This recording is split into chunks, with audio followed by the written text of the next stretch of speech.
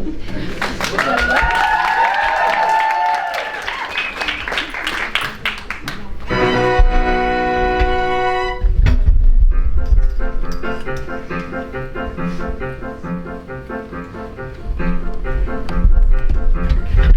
and gentlemen, you'll learn that a goodbye from me never means much of anything. Hello again, how are you? Come now, not only was it delayed, but it was lousy. One more time, how are we this evening? Fantastic. Well, we have a little bit of time before I come in singing, so I'd love to hear a little bit more about you all. Where are you from, sir? Oh, wonderful. Excellent. Well, I have to sing now. Apologies. Once a king without his crown, take away his throne and gown, he could be the rabble or Russian Tsar. Taught each creature of our race by each feature on his face. Look at this, I rest my case. Well, there you are. There you are. And it matters not to me what part of town you come from. We but cheer you made it here at all. Here within this garish parish called the music hall. And there you are. How very glad are we that there you are. It isn't who you are, but where you are. And there you are. And thankful are we to see how fine and fair you are. There you are. So, Angela, my dear, are you out there? Yes, Bill, I'm here. I'm finally walking down the aisle. Who's that with you there? I'm standing with a gent who seems singularly bent on attaching both his hands to both my knees. Wonderful, Alice! I'm considering the laugh of a most engaging chap, and I'll let her do exactly as I please. Very good, Clive! There's a lady down in front who's had to leave her latchkey, but surely she must know that spells her doom. Victor! These lonely people will bravo me more or Deirdre! Show me in my dressing room. And there you are. How distant, gay and debonair you are. Just slightly west of Leicester Square you are. Yes, there you are. And people will need to see how well or where we are.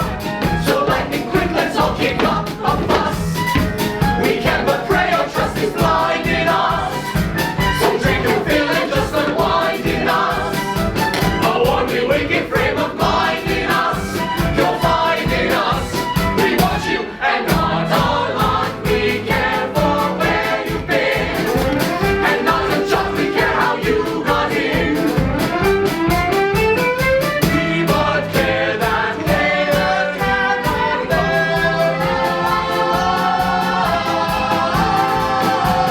Damn it, there you are!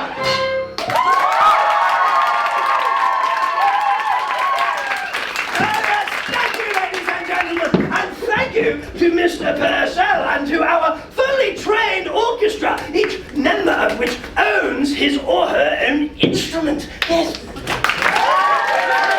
Wonderful. Well, ladies and gentlemen, thank you all for being here on this evening, this most thrilling of evenings, where we have the privilege of presenting for your approval the world premiere, yes, the only time it has been possible to premiere to its conclusion, The Mystery of Edwin Drood. Yes, well, ladies and gentlemen, as you are no doubt aware, our very own Charles Dickens was full halfway through writing the greatest mystery novel of our time when he committed the one ungenerous act of his otherwise very noble career.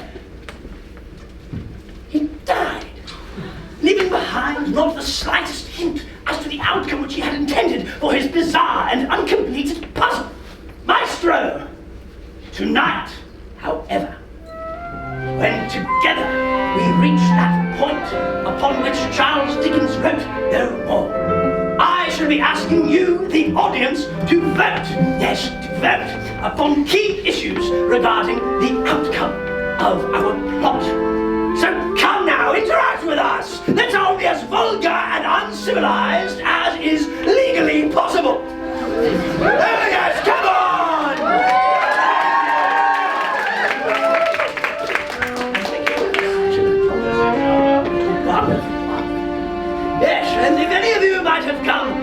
unaccompanied this evening, you need only speak to Miss Throttle, whose pleasure it is to find you someone who might suit your fancy, whether in tale or beyond the final curtain.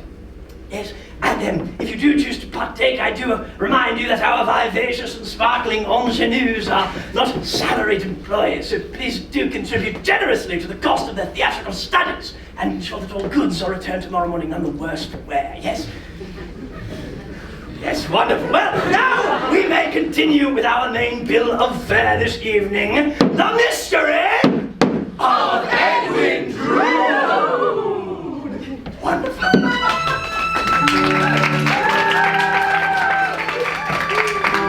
Cloisterham, the ancient, mouldering cathedral city of Cloisterham. Not any particularly encouraging setting for the Christmas season which we now find upon us. A wintry gush of wind goes through the giant elms as they shed their own gush of tears. We find ourselves in the home of Mr. John Jasper, choir master of the Cloisterham Cathedral. Yes, choir master, organist, arranger, vocal instructor. John Jasper is blessed with a voice that the angels themselves might envy. Therefore, who better to essay this role of John Jasper than the Music Hall Royale's own gifted vocalist, Mr. Clive Paget!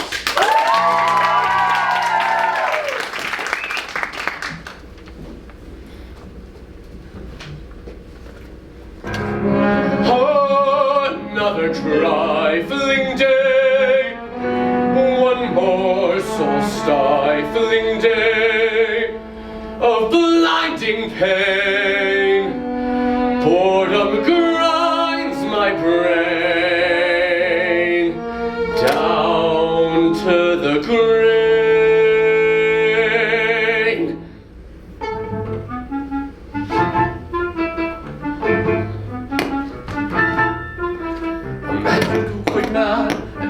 All that bad, consider each superb, disturbing urge you've ever had to curse aloud in church or choke each bloke who throws a smile your way.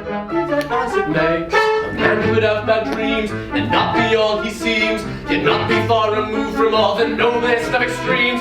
Sometimes I think that sanity is just a passing fad. A man could go quite mad. Unblessed are the daws, one ceaseless, peaceless lull, a thunderous night, storm-struck, thunderous light, will cast me round.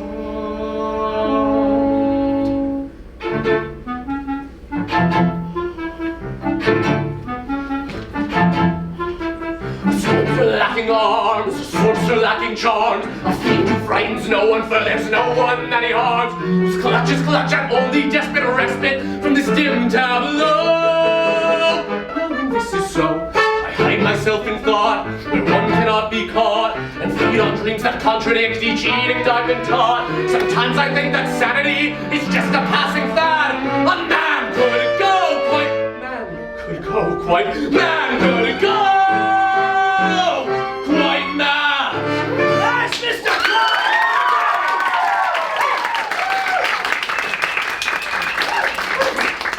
Yes, though I do trust that the moderation of your applause may indicate that you're saving your energies for the final curtain, yes?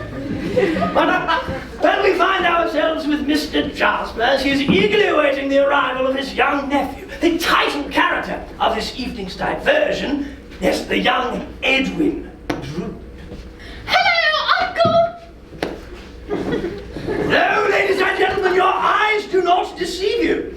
Devotees of male impersonation may be used to seeing Miss Nutting in her top hat and tails from her inimitable rendition of I'm Not the Man I Used to Be. Yes, well, ladies and gentlemen, tonight, Miss Nutting hides her distinctive form beneath the garb of the young Edwin Drood. So please, a warm round of applause, if you will, for tonight's guest artiste, London's leading male impersonator, Miss Alice Nutting.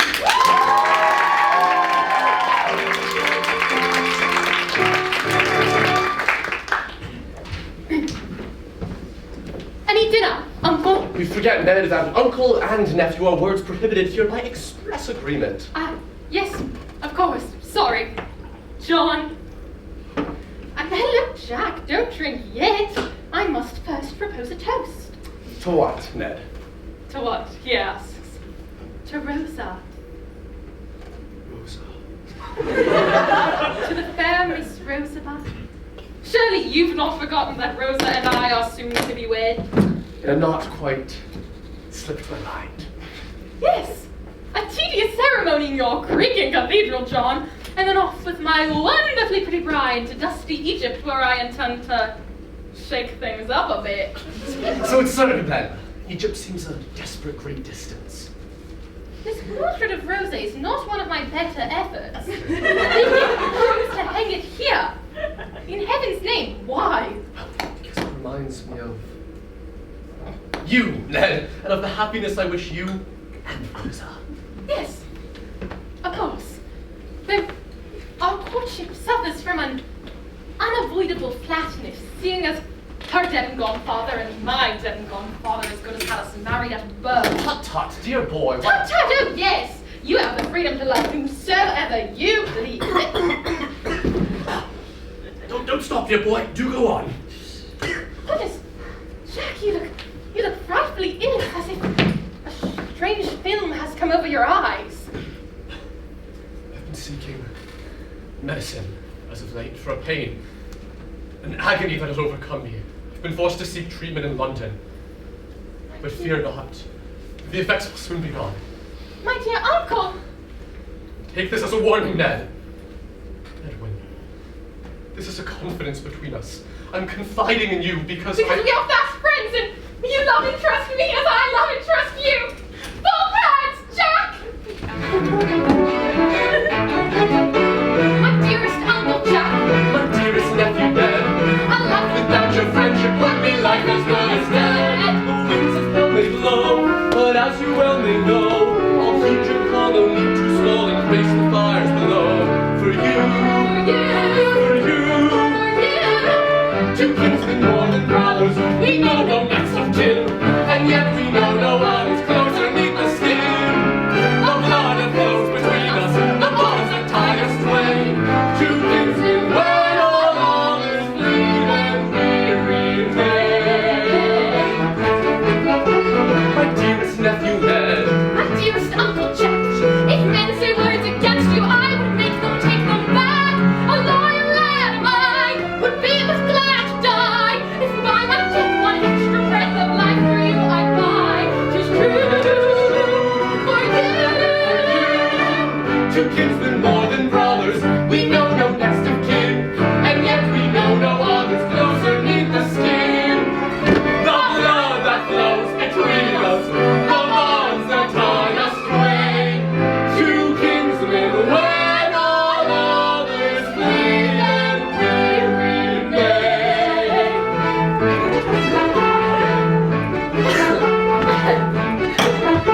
'Tis true It's true for you. for you. Two kinsmen are we two.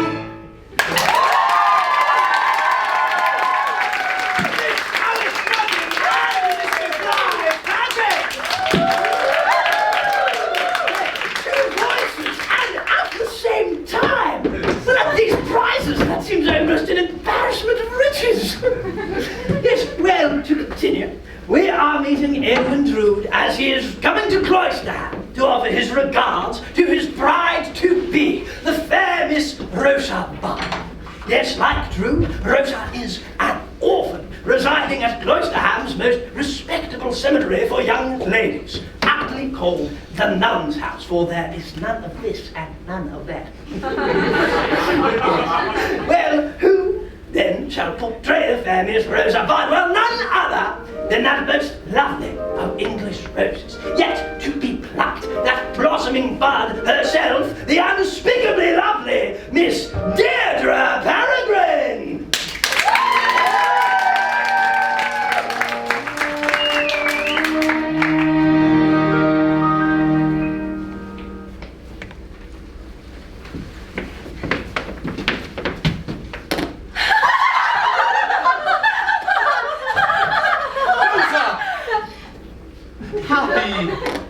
Happy birthday. The happiest of birthdays to you. I only wish I could say those words to you on each of your birthdays. I fear that is not likely since, as you know, your own nephew Edwin and I will be departing for Egypt once we are married. It was only a wish, Rosa.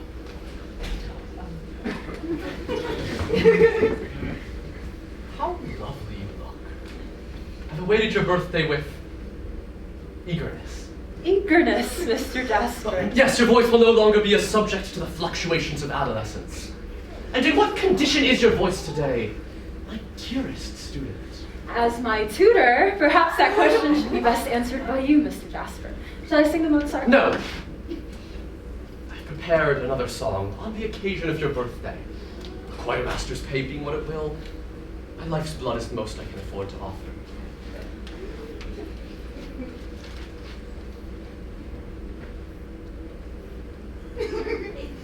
Mr. Jasper, I cannot sing these words. It would not be proper. And why ever not? I am not worthy of it.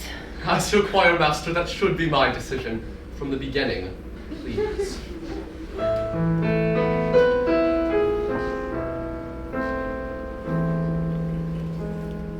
Between the very dead of night and day, upon a steely sheet of light I'll lay, and in the moonfall I'll give myself to you.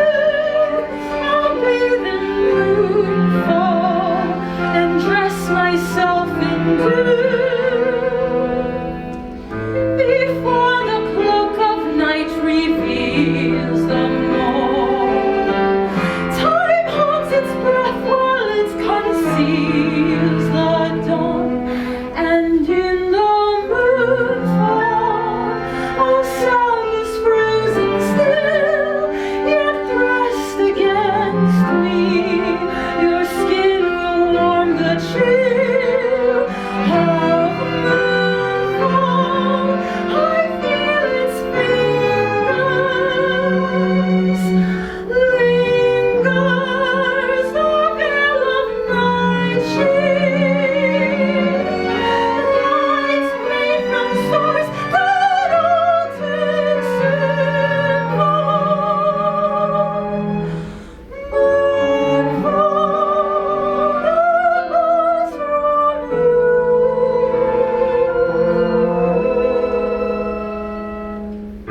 Betwixt our hearts let nothing intervene. Between our eyes the only sight I've seen is lustrous moonfall as it blinds my view. So that soon I only see but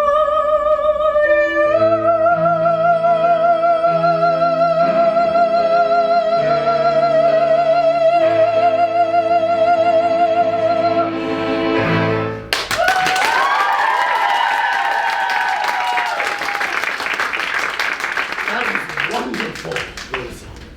Thank you, sir. Wonderful will not do. When you sing the words again, I need you to feel as if you mean them. Again from the beginning.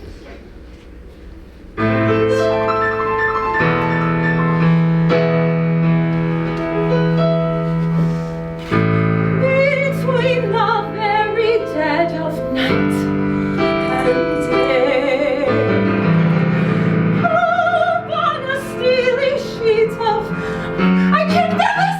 I'm frightened! Take me away!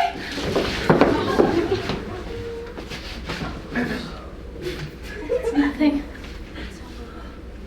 Don't speak to her for a minute and She's not used to an audience. Besides, Mr. Jasper, you are such a conscientious master that I do believe you make her afraid of you. no wonder. No wonder. And you would be afraid of her under similar circumstances, now wouldn't you, Miss Landless? Not under any circumstances. Said by the fiery Miss Janet Conover.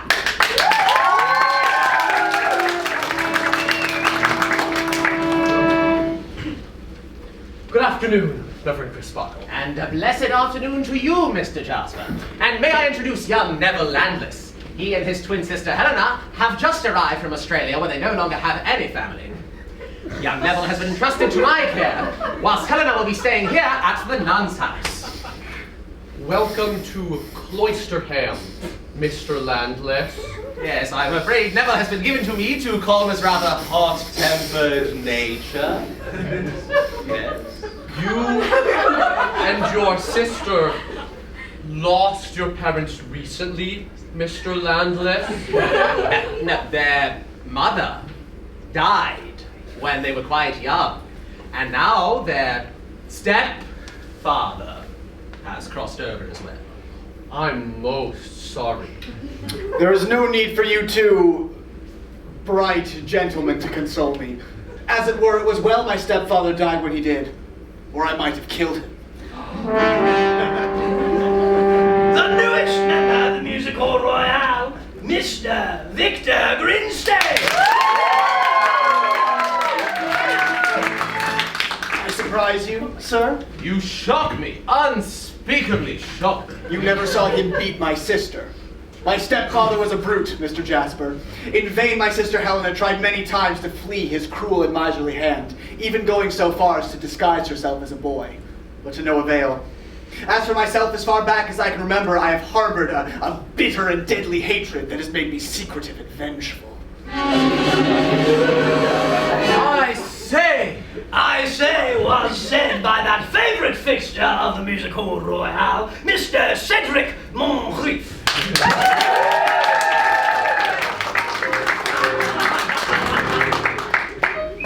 However, Reverend Crisparkle, your goodwill and kindness have touched me deeply.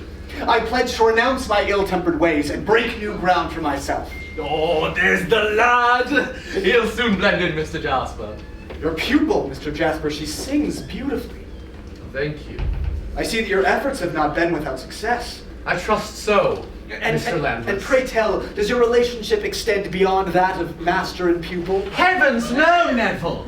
Miss Bard is betrothed to young Edwin Drood, Mr. Jasper's nephew. You would do well to cast your eyes and interests in other directions, sir. I beg your pardon, Mr. Jasper. Oh, no pardon is necessary. Now, I must be off. Choir practice, I fear. Good day, Mr. Landless. Thank you indeed, Mr. Jasper.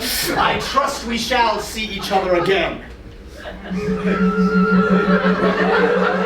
I should like to meet this Edwin Drood, to see who it is that is worthy of the affections of Miss Rosa Budd. Steady, lad. Steady.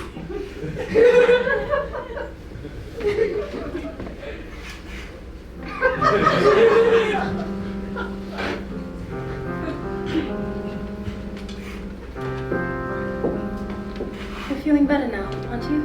Oh, much, thank you. These surroundings, which may seem very secure to you, are new, settling to me. You'll be my friend, won't you? Oh, I will be as good a friend as such a mite of a thing can be to such a womanly and handsome creature as you. Who is Mr. Jasper? My Edwin's uncle and my music master. You know that he loves... Oh, don't! He terrifies me. I feel I'm never safe from him. He has made a slave of me with his looks, forced me to keep silent without his uttering a single threat. What is it you fear, child? I fear the moon falls, I fear the night skies, bright lies will burn me, blind me, find me undressed, and all I feel is joy. Nearly before his beard the moonlight will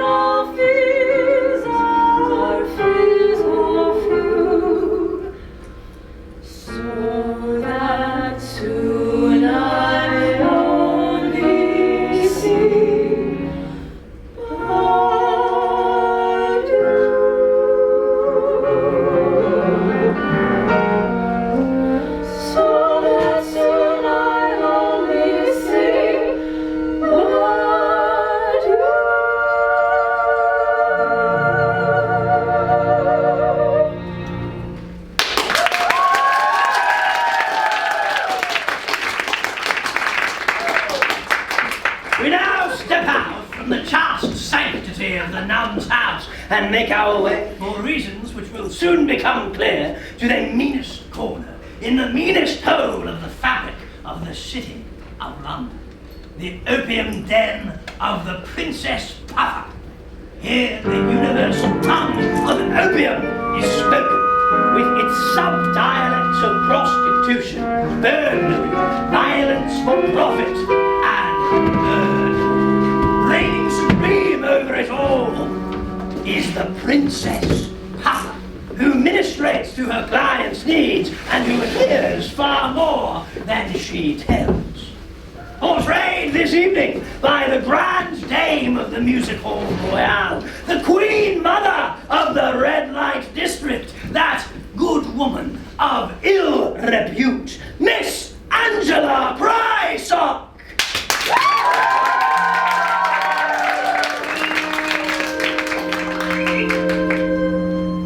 Crime don't pay, that's what I tells him.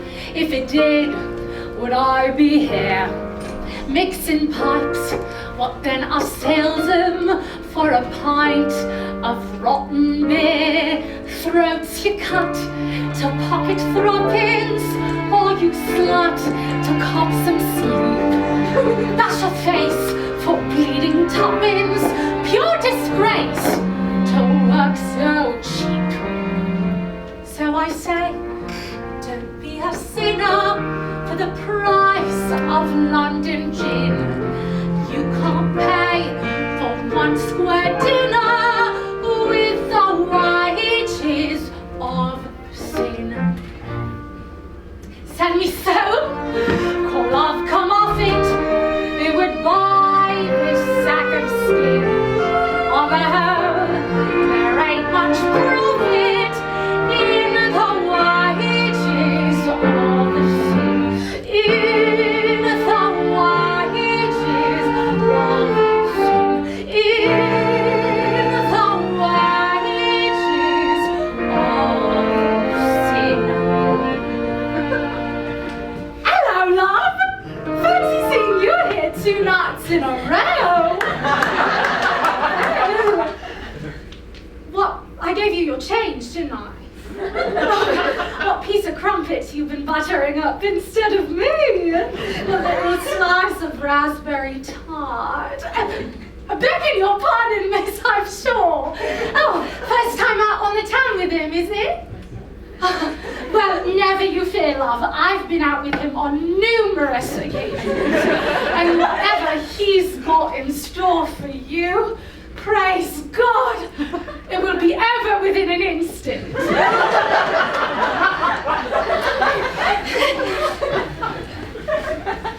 Good evening, maestro. His name's Zachary John John.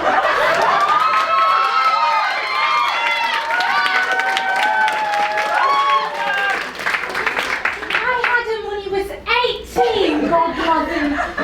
You've not had any better since, have you? He's not had any since. I've seen girls from gutter families trap rich men with fluttery ways, and they call past the jam, please, over nuptial breakfast trays. Over there in bed 11 sleeps a bleeding hypocrite. Spends his days ice-crushed to heaven. Spends most nights amongst this shit. I do beg your pardon. I didn't mean to. I assure you, that will never happen again. Oh, now where was I? Oh yes, shit. That's why I say, don't take half measures, do things right and dig right in. In this world, there's greater treasures than the wages of sin. I get threats, but seldom offers. If I did, I'd pack it in.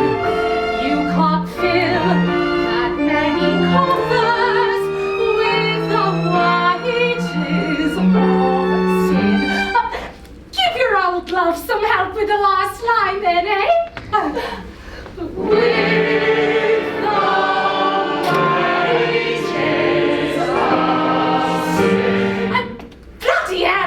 do better than that. Now get off your bums and give us the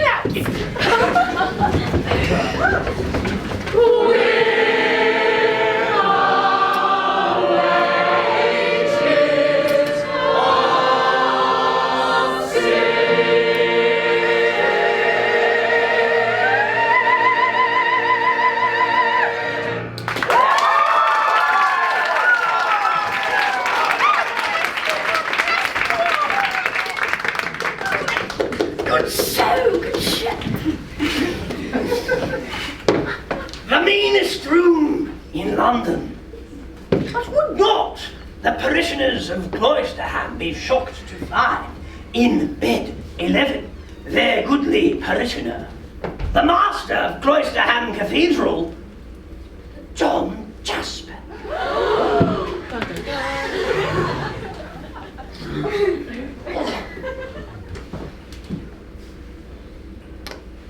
Woman! More laudanum and wine, and quickly. My task is only half finished, and your medicine is less potent than usual these days. laudanum.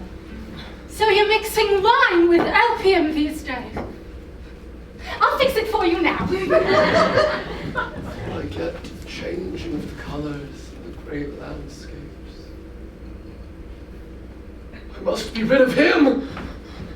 Who? Him! Him! God spare you, there's no one there. There he is. And there I am! Ah. Yes! Yes, of course. Now, be still and have yourself a pleasant journey.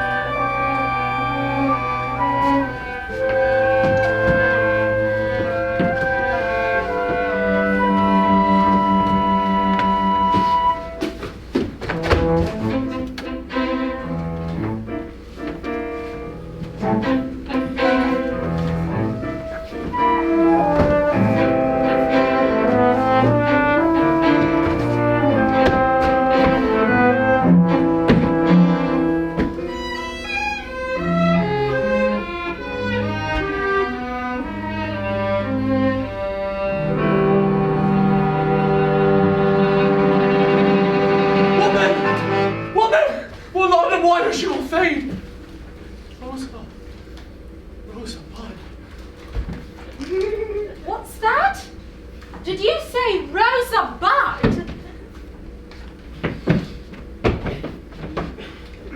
I can't seem to recall what I said. Could you please direct me to the nearest railway station? I seem to be lost. 5 and 3pence you owes me. It seems a small, so large sum for such a small courtesy. If you are so needy. And the railway station? The nearest is an old gate. 10 minutes of a walk from the river. I pity the tormented refuse that frequents your wretched hovel. Incredible. Who are you then? And what are you? Yes, well, that does seem to be a very meaningful statement. It in fact sounded suspiciously like a clue to me. Might we have it again, my dear? What, me? Yes, just once more.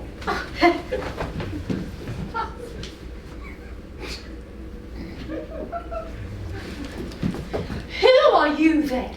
And what are you?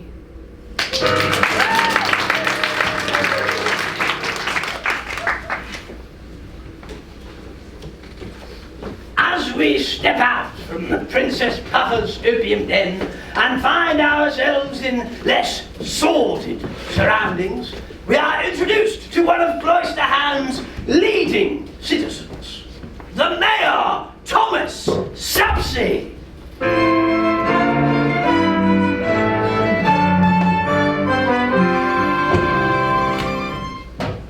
Sapsey!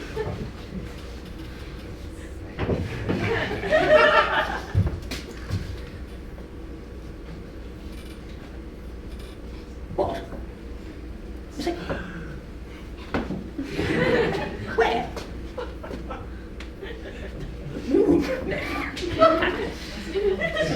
And she was. Oh, no, he did. No, this is unacceptable! And you'll notice you get saddled with the.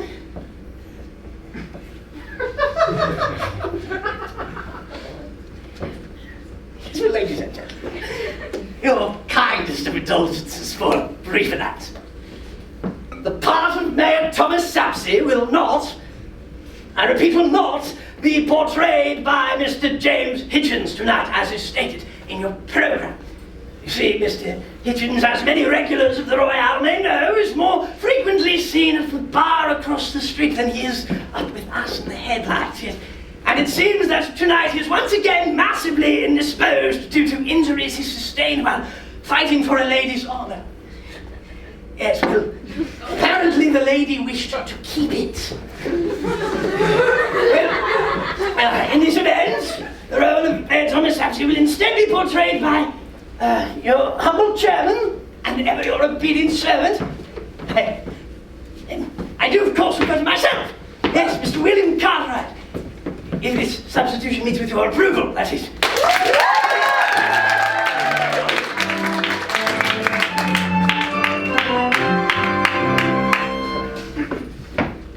Good afternoon, Mayor Sapsey. Good afternoon, Reverend Chris Sparkle. I don't get paid a shilling more for doing this, you know. Afternoon, Reverend. And who are these? These creatures. My new charges from abroad, Mayor Sapsey. I am taking them to meet the soon-to-be and in fact here he is now.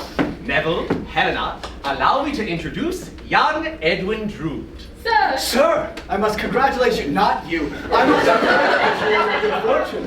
Good fortune, sir? Your betrothal, sir. Oh, yes. Rosa. Our young Ned is soon to depart for your segment of the globe, Neville. Oh, Australia, Mr. Landis? No, but much the same. Egypt. Oh, to make your future, sir? No, to ensure that Egypt has one. I plan to take over my family's engineering concern there, and I am going to pull off a miracle. Pray, what miracle?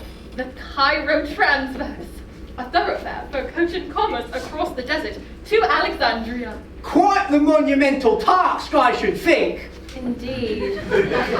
One wonders, for example, where one will obtain paving stones? From the pyramids. No! Yes! My studies show that there is enough stone in the top half of the Great Pyramid, either. This is classically English blasphemy! Just as harebrained as that scheme where you take all of your congregation. All right, Neville, please. Yes, we mustn't cause a scene here in...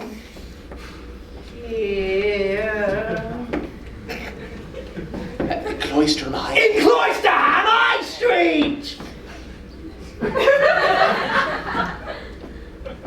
Now, if you will excuse me, I must be taking my leave to study my scriptures.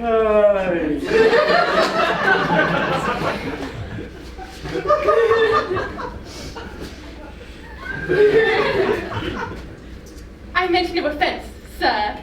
And I did not mean for my awkward rays to cause any offense, or to ruffle your splendid feathers, Miss Budd. I'm sure Mr. Landless only feels passionately about his part of the world, Edwin, as long as he keeps his passions in check. My apologies, we're not yet used to your restrained climate, Master Edwin. Your words would take on a different tone if you knew the warm and uncivilized allure of our homeland.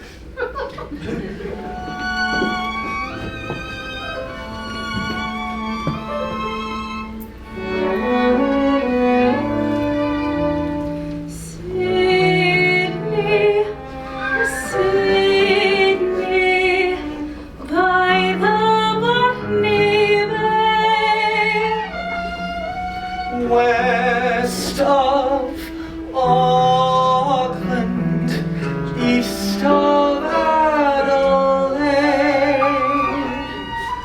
Melbourne, Brisbane, Canberra, Tasmania, and all. How far they are from the high street and the market hall. It's all very well for you to speak of some distant view, but Roosevelt's plan for me is grander than sand and sea. This vista that's in my sight, where I'll set the world aright, awaits me. It dominates me. Perhaps you should first improve your own drab little island, Master Edwin. Yes, my uncle has given me a full account of your hot-tempered past, sir. I do hope you have left it far behind you.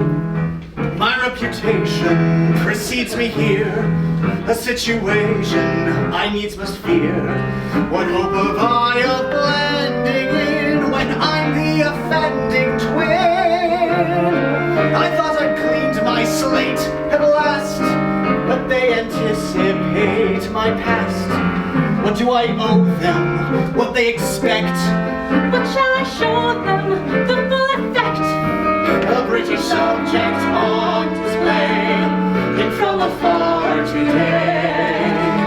Our immigration to this location has brought our station down a mile.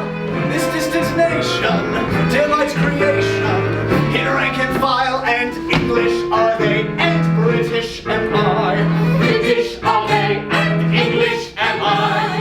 There are two subjects we don't discuss. One is our monarch, the other's us.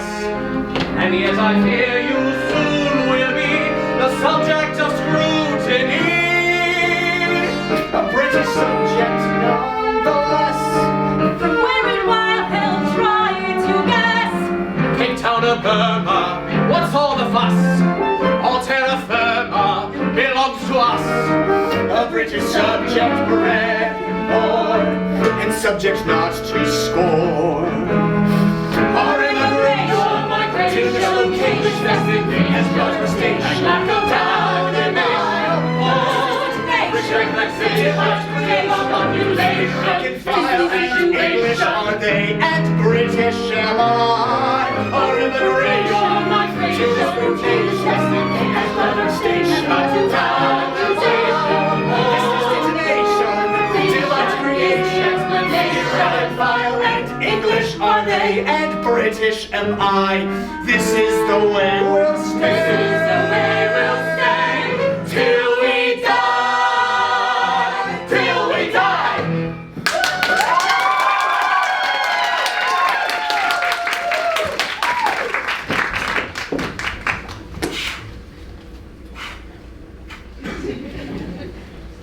It's just as I've been saying, Mayor Sapsy. There's an instinctive rivalry between my own dear boy and this hot-blooded landless fellow, and I fear his temper. Oh, but surely you must exaggerate the matter, Mr. Jasper. Do you not realize that there's more than one face, one side to everything in nature? Beneath his proper English manners, there's a wild man, a prisoner, a kangaroo kicker, a tarantula tickler, a wallaby regular, who would tear as his leaves and would comb his sleek hair. But surely this is quite extraordinary. To the contrary, nothing could be more ordinary, sir! Apologies. I forget myself. Sometimes I suffer from this sort of duality. As of late, I lose something, and when I go to look for it, I half expect to find myself rounding a corner of already turned. Oh, then what about me then? Having to be your chairman and play this Mayor Sapsy bloke at the same time? Indeed, like a rather two-sided friend, Neville Landless. I find that I develop myself these days. For all I know, I might be you. There's more than room enough for two inside my mind. I am likewise in the haze of who I am from scene to scene. What's more we do before I mean are in a line. For is it I or is it he? For if and him or if and me, there's one of us might not agree on what to do. For if we take opposing sides within my mind, then who divides on what is right or wrong? I'll go along with you. Penny, one penny, two penny, three penny, 20 a shilling, twice that to a florin, and would you not fancy the currency for it to find the same face on both sides of the coin? Bob is your uncle from pennies to guineas, the two-sided rate is the rule on exception. Would you not look like the fool in the second to find the same face on both sides of the coin? It's high or low, or black or white, It's up or down, or left or right, or night or day. Nature seldom ever fits with most obligingly provide an undisclosed opposing side to what's display. There's shadows in the shining wall. If there's a rose, there's a thorn. You're good as dead, and soon you're born. Yet we smile, but love's division is perverse. It seems to put more in reverse. If things are better, they'll be worse in just a while. Penny, one penny, two penny, three penny, 20 a shilling, twice that to a florin, and would you not fancy the currency coin? Find the same face on both sides of the coin. Bob is your uncle from pennies to guineas, the two-sided rate is the rule on exception. Would you not frequent the fool of deception to find the same face on both sides of the coin? Penny, one penny, two penny.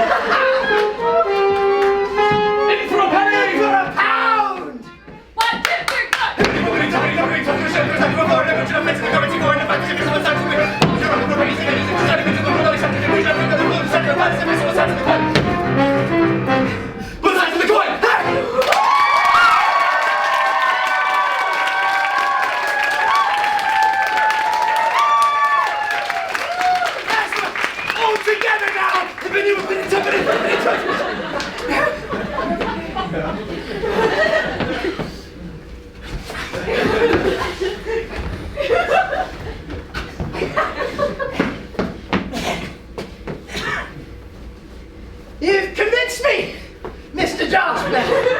I shall indeed look into this Neville Landless fella. Capital and original idea, sir. Now, if you'll excuse me, I must change. Good day, sir. Bye-bye.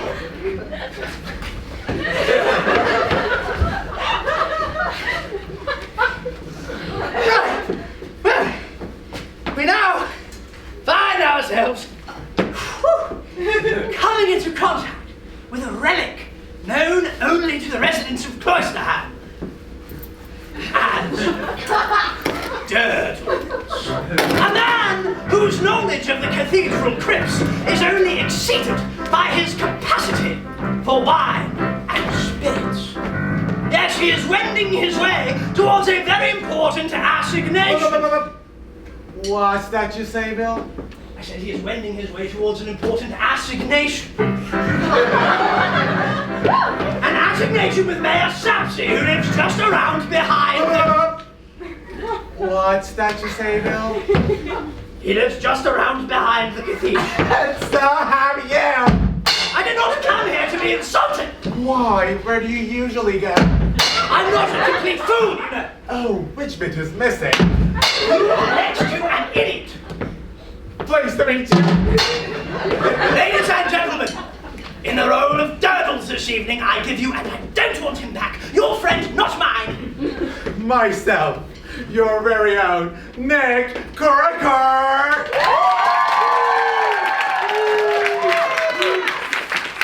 Assisted by, for the very first time, by my own lad, Nick Cracker II. That's a round of applause for Nick Cricker and Son.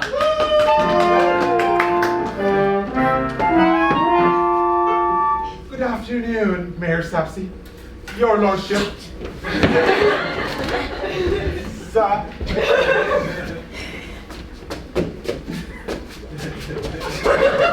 Good afternoon, Mr. Handles. I beg your pardon, sir. The cough. I think I got a touch of rheumatism. Oh, well, I do think you mean rheumatism. No, I mean rheumatism. I've been working on your dead wife's script. Well, please refer to the late Mrs. Thomas Sapsy as just that, the late Mrs. Thomas Sapsy. For that is indeed how I like to think of her, and that is indeed how I would like you to refer. She was 1 in a million. No, 1 in a raffle. Yes, sir, how is my dead wife's script? It is ready, Governor. The door is ready for my inscribing. She'll be much happier once we moved her from her temporary grave. Though there is not much to do about the worms. The worms? May I make so bold as to introduce my newly acquired Protease Squire of the name of Deputy. I put the lock on your wife's crib myself, your lordship. Yes! And I have the key right here. It will be my pleasure to unlock that door and slide your old woman right in there first thing tomorrow. I must say there's enough space in that crypt for the royal family to have an afternoon tea. Oh, yes, yes, John. That crypt is a national treasure. May I make so bold as to say, Your Grace? In fact, just a while ago, Mr. Jasper asked if I could take him down into the crypts to see it. Another meaningful statement which you might add to your list of considerations. Steady on, Bill. We don't want these people leaping into conclusions without all the facts in hand. Otherwise, they'll all be running. Off to the races! We are saving that for later in the program. Listen, we have a schedule. We mustn't stop it. Off to the races! Stop that. For now, we must shed new light on our story by descending into the darkness as we follow Deputy and Durdles into the graveyard of Cloisterham Cathedral. Oh, I don't know how you do it.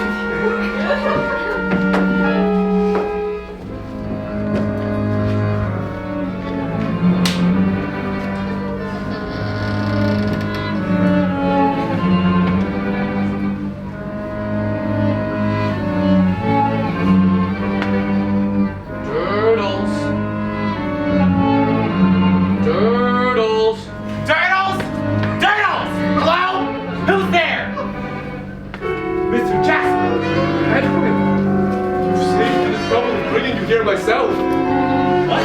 That you'll meet your fate sooner than I planned.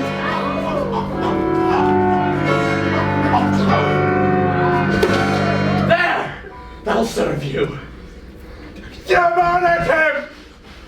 What? What are you talking about? Murder! Murder! Stop talking such lunacy, Durdles, and help me revive the dear boy here. Oh! There! You bastard! And I'll stone your eyes out next time, so help me! Quiet, you young grudge. Why do you assault me in this way, Deputy? You're right for the asylum, Mr. Jasper.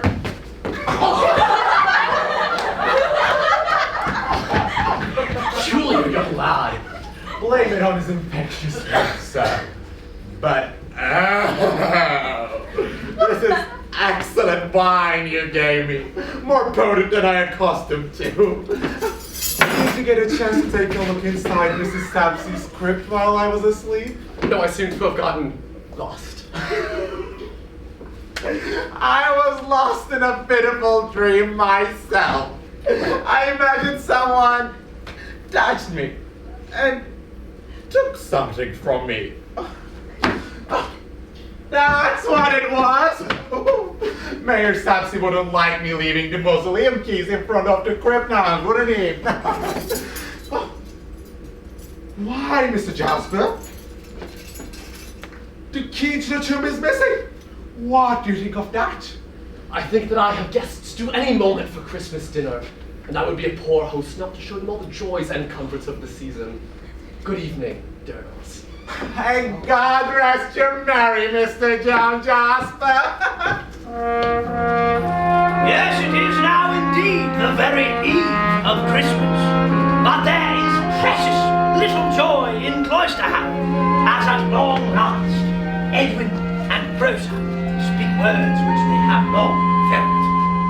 No, Rosa, we are not legally bound to marriage. Then, Eddie dearest, let us change to brother and sister from this day forth. Never to be husband and wife? Never. I am honor bound to confess that this thought does not originate from you alone, Rosa. I know, dear one, you have not been truly happy with our engagement, nor have I. I am sorry, Rosa. And I for you, poor boy. If only we had not been engaged since birth. Perhaps then I might know how I truly feel about you. If we were perfect strangers, how perfect life could be. I'd know if I adore you. You'd know if you love me. Too much we've seen together to judge the view. Too much we've been together, and I assumed the future, and I presumed that you were there, and yet I wondered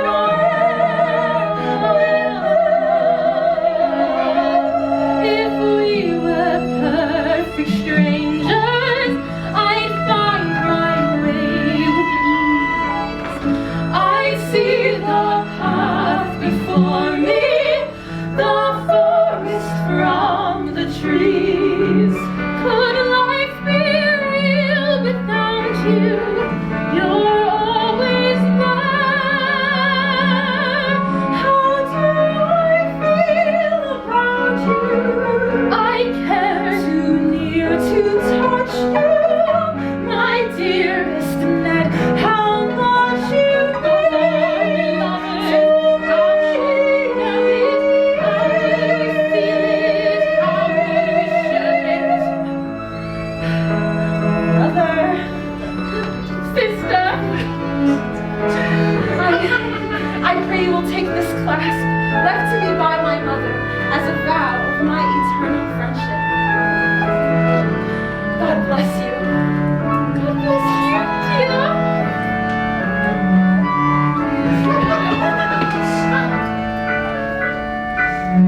How do I feel about you? I care too near to touch you, my dearest Ned. How much you mean to me. How much you we feel it, how we share it. If we were perfect strangers, I might have loved you perfectly.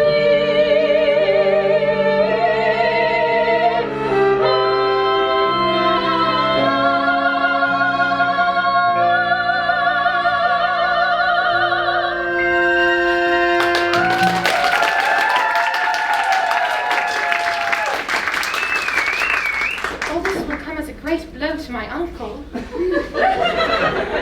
Why, whatever is the matter? Could we keep our change of plans for Mr. Jasper for a little while, Eddie? Yes, of course. Why, you're heard such sad news on Christmas Eve. Now we must be off. We're late for dinner and I fear there's a storm brewing.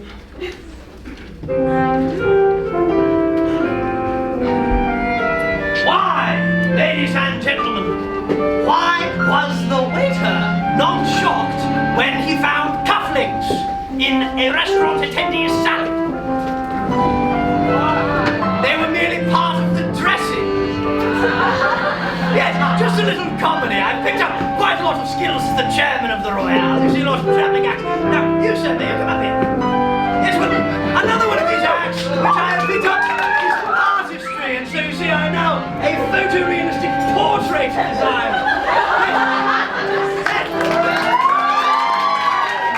Try to cancel away your hair, just keeps coming off your head. And do you have a pet, sir? No, unfortunately not. No. I'm not a very good psychic, despite my own.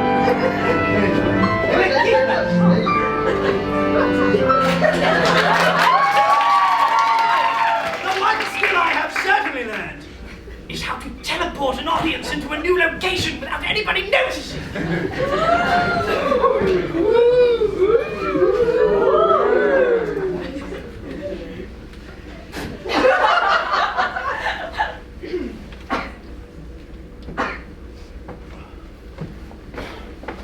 What strange weather you have here in Cloisterham. First snow and now this terrible storm. God must be angry. But it's storm for Christmas Eve. Yes, 'twas like this the night that Rosa's mother died.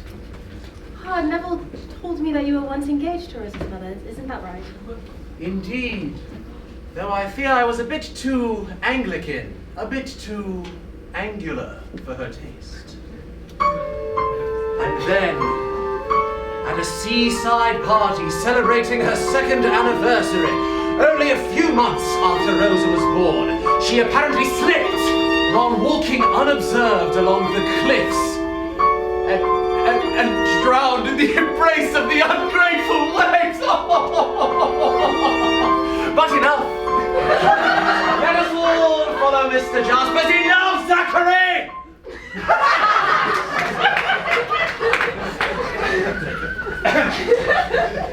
Let us all follow Mr. Jasper's lead and forget our grievances with life and with each other over a sturdy Christmas dinner.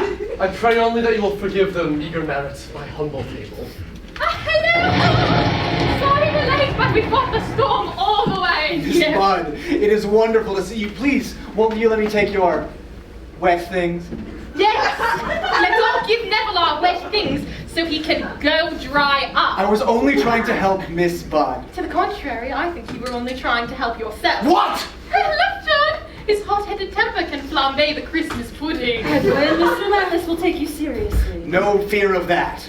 Now, lads!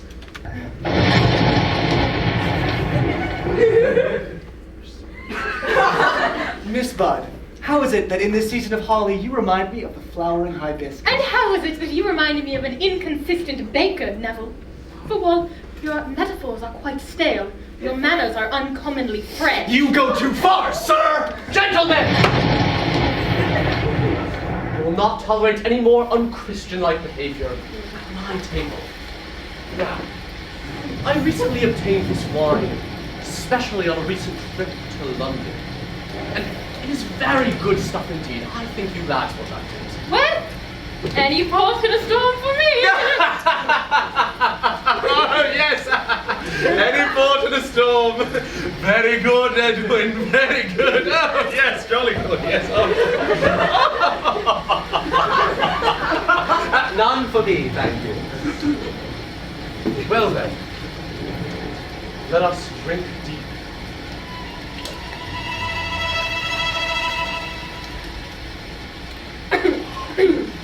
This wine is more potent than usual, Jack. Well, I thought you lads would like it. I doubt we have anything like this. Or Miss Bud. Back home. Why don't you go back there and find out? What? I'll come with you. You can carry my bag. Gentlemen! I insist that you shake hands. Please, Edwin, as you wish. All in the spirit of the season, Landless. And you, Master Edwin. The goose is cooked. Gentlemen, ladies, please be seated. Sir, I don't much like that tone, that supercilious sneer you wear. Clear you wear a fine cut than mine, but a waistcoat worn can soon be torn. A weed like you should bleed his blood. Something in this speech seems ominous to me. When you never reach, pray promise this to me. Praise to him divine, for this we should be glad. Don't you try some wine? No good can come from bad. My dearest nephew Ned, I wish to wish you well. The world is yours before you, just Like oysters on the shell! Landless as you are, and know your blood is hot, your manners poor, that we all can see your history would indicate. The past through some outcast runs through your veins, your rudeness thus explained. Something sends a chill like freeze upon my grave. Can my strength and will completely never save? Could these words they say bring harm upon the lad? night must follow day. No good can come from bad. My dearest, deepest friends, may I propose a toast to Rosebud and Edwin Drood. 3 cheers! Here's the roast! How very blessed are we, when oh so many starve. Thy kingdom come, thy will be done. Which one of you will carve? Glasses cut like flint through both the daggers drawn. I glare at you, there at you, who dare presume to stare at whom I make my wife and share my life. I see you dead before we grow so wed. Wait, dear, I feel it, I fear it. We are friends and yet they'll not soon forget. Hearing Neville's threat, every epithet. In younger days I hungered for another, Rosa's mother. After Rosa's birth she left this earth, now dust is all I'm worth. So long a time they thought that I'm addressed and all quite naive. But I perceive these boys, this noise more frightening than they might conceive. Glasses cut like flint through both the daggers drawn. I glare at you, there at you, Rosa's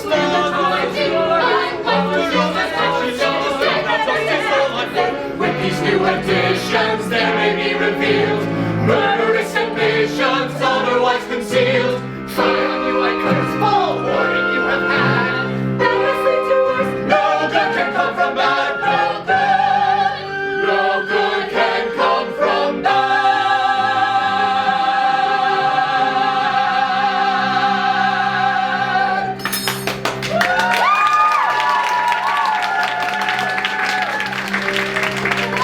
Stars for Christmas Eve! I must stroll down to the river weir and see the speech of nature unchecked. John, will you excuse me? Of course. I will join you on your walk, Master Edwin.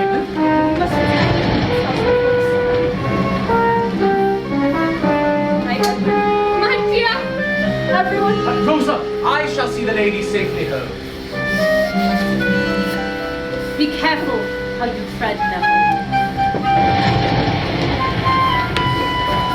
John, will you join us?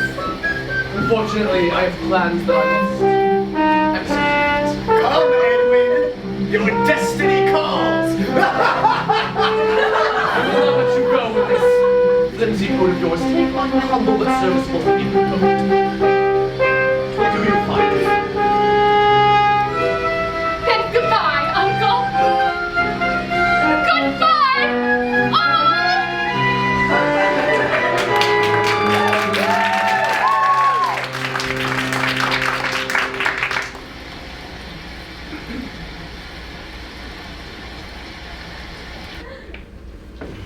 When shall our characters meet again?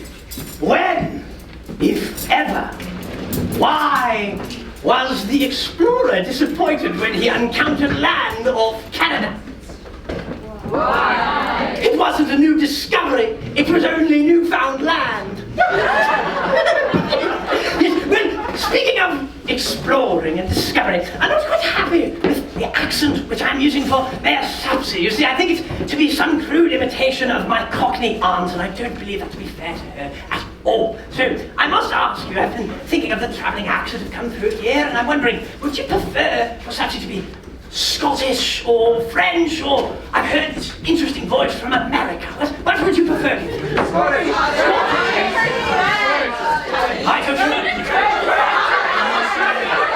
Okay, ladies and gentlemen, let's practice voting for later. Please cheer if you believe Sappy should be Scottish. What of French? Very good. What of American? You seem to be the boring ones. Well, it is now late the next day. Christmas Day, to be sure. And there is to be found no sign of the young Edwin Drood.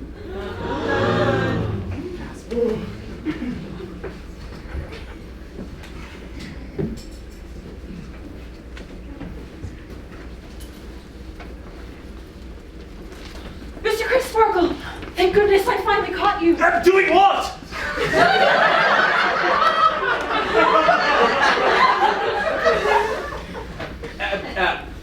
That is. Reverend, I know something terrible has happened to Edwin. Oh, let us wait until my assistant Bassett reports. You have heard, I'm sure, the sentiment voiced that no news is most certainly good news. Ah, here he is now.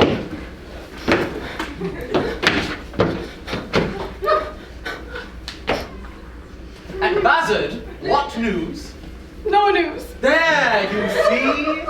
I don't believe you've met my assistant. His primary occupation is in guiding excursion parties around our church. Quite the showman is our Bassett, though tragically misplaced.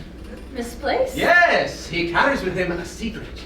Now, Rosie, what do you think Mr. Bassett has done? Oh dear, nothing horrible, I hope. No, not at all. Mr. Bassett has written a play. The Thorn of Anxiety. When will it be performed, Mr. Bassett? Never. Sometimes I think Mr. Bassett has a little more pride in its lack of support. Like a citizen of Greece who prefers the Parthenon in ruin. Really? No one? Yes. Right, bless you all. Yes. But I do hope to see Mr. Bassett's work performed someday. I do, Mr. Bassett. Oh, I love the theatrical world, but there are so many stages beyond the proscenium. I long to play a larger part. Then, Bassett, wouldn't you use that enviable creativity of yours to find some accounting for young Ned? That assignment I eagerly accept.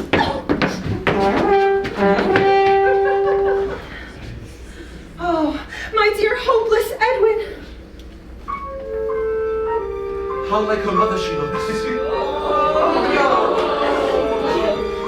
Had the Lord seen fit to smile on me, had her mother not married another, nor met her death 2 years later, at that pleasure party by the sea. I might have been Rosa's. Father, I need your prayers. Come, my child. The cathedral bell, it summons us. And is it not significant, Mayor Sampson, that Neville Lambeth was last seen fleeing the district? You have convinced me, Mr. Jasper. I shall keep my eye upon this Neville Lambeth. Excellent idea, sir. Right, I shall instruct a few strong young fellows to find him and bring him here so that we may question him. You do that, sir. We're fine now for Landless riding off. Fetch the dogs! Mr. Jasper! Mr. Jasper! Oh, it's you little mud sculpture. Do you know what happens to boys who cross me? Don't hurt me! I can send to tell you, you've hunted down enough benevolence. Oh. That's good. I must go and fetch Mayor Sapsy. With any luck, we'll have a hanging for Christmas. Oh, Mr. Jasper, look what I found. My God. It's my dear boy. It's my own cape and coat. The one I gave to Edwin that night, and it's torn to ribbons. It's covered in blood. Where did you find this? Under a rock by the River Weir. Bastard, I take this oath before you. I will fasten the crime of murder upon my nephew's murderer, and I will not rest until he is found. Oh, I shall remember your words, Mr. John Jasper.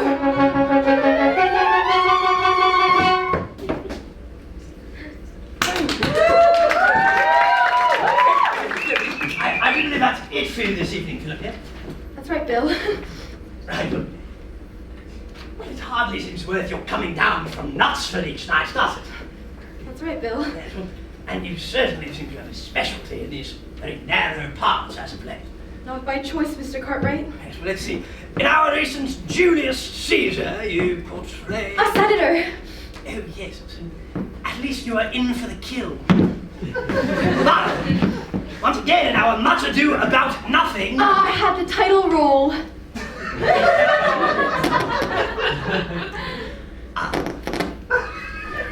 Well, and even here it seems rather odd that Charles Dickens would pen your character at all, no? Unless, of course, he had some sort of larger future in mind for you. Solace in the role, Mr. Cartwright. Yes, and you do understudy Mr. Paget as John Jarvis, so surely one of these days you're going to get to... In actuality, Mr. Paget claims to have never missed a performance in his entire career.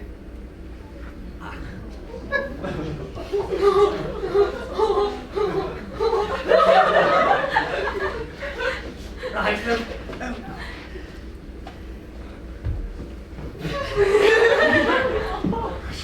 we're almost done with our first act, and our second act is considerably shorter than the first, so... Well, you happen to have a short song or an act or something.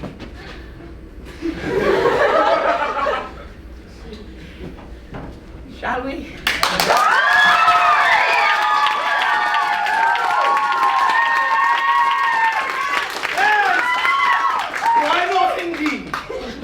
Matter of happenstance, Mr. Cartwright, I do have, in common with my role this evening, aspirations as an author, and I've composed a brief song. If I venture to say it underscores the dilemma of the character that I portray, I hesitate to intrude. No, please come. It's title. Where's the facts? Never the luck, Mr. Cartwright. Ladies and gentlemen, apologies, and thank you for your indulgence for an unscheduled brief diversion in this evening's program.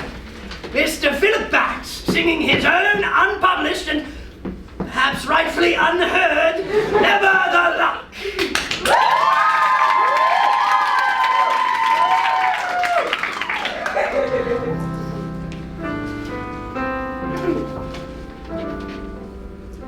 Never the luck, and never the lead, and never you mind, they say. In time we'll taste the lime in the light, and I'll have my night someday. Still, each precious part seems over and done before I've begun to speak. I cast out my line and keep my hand in, but I'll not stand in this week. Some starless night they'll call towards the wing. Hell yeah!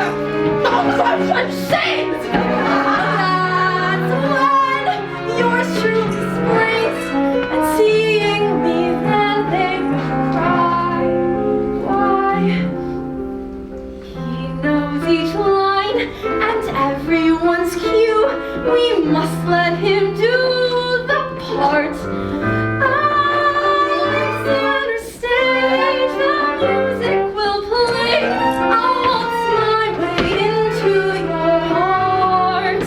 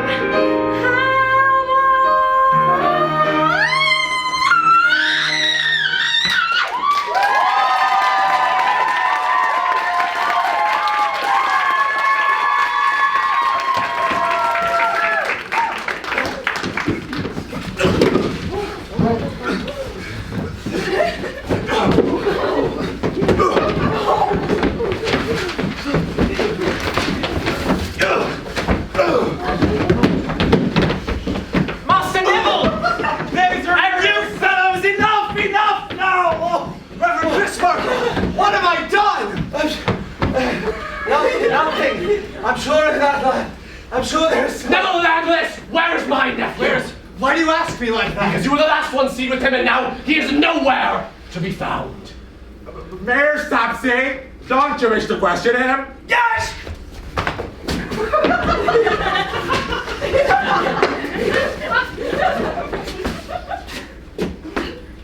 You were last seen Father with the young Edwin Drood. At what time? In all honesty, I cannot remember anything that transpired once Edwin and I reached river. What's with your... And what about these bloodstains upon your shirt and upon your walking stick? I acquired these bloodstains, sir, just now when these men of yours dragged me from the river where I was walking. As the acting constable for the district, Neville Landless, I place you under arrest. Neville! How many of them did it take to buy you in this way? 8! You have an interesting way with the law here in Cloisterham, Mayor Sapsy. And you, Mr. Jasper, for days now you've been warning all of Cloisterham of impending violence between your nephew and my brother. What do you know of this? Only that my nephew is dead. Mayor Sapsy, I warrant that young Neville has no knowledge of Edwin Drood beyond that which he has freely volunteered.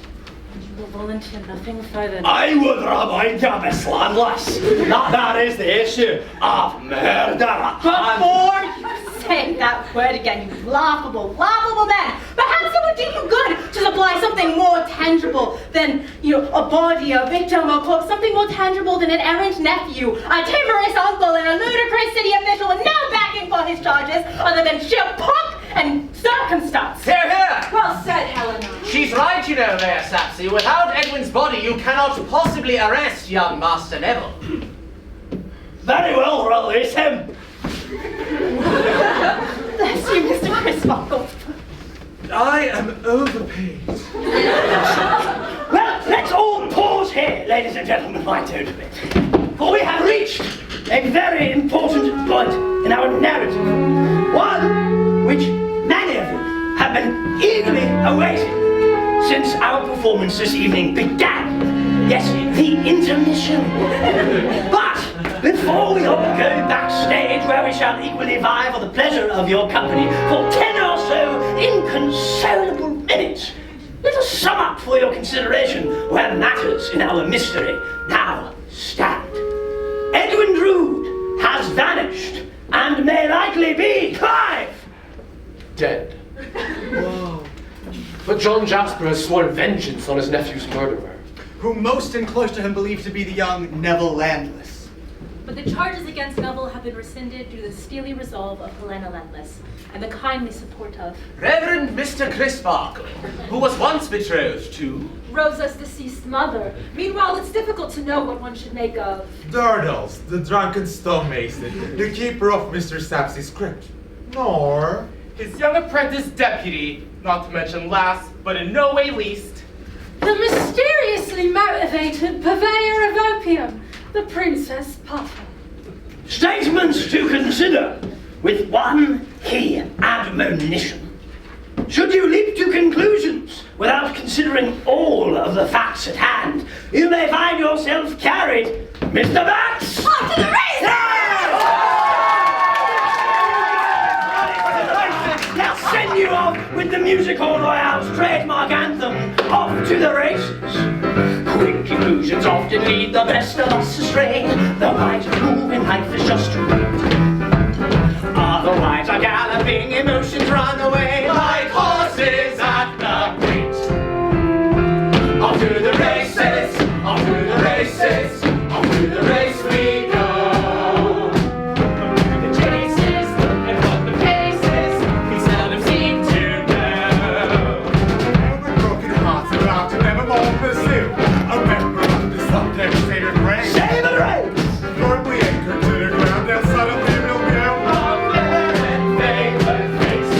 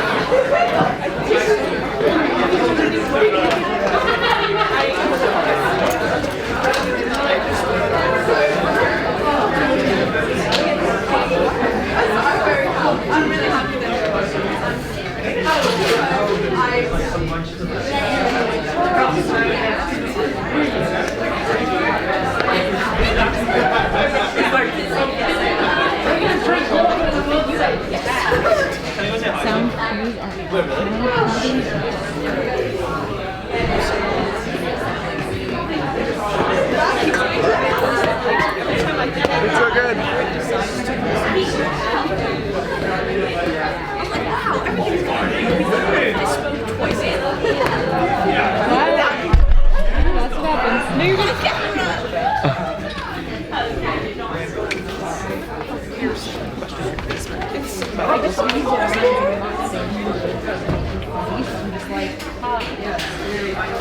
then I hear them Charlie's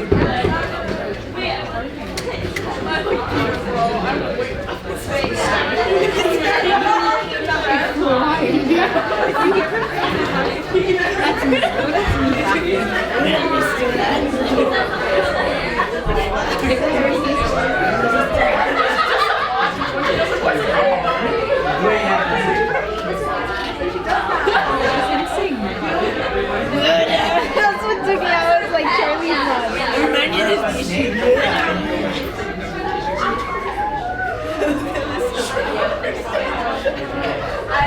Yeah, I don't know, man. Yeah.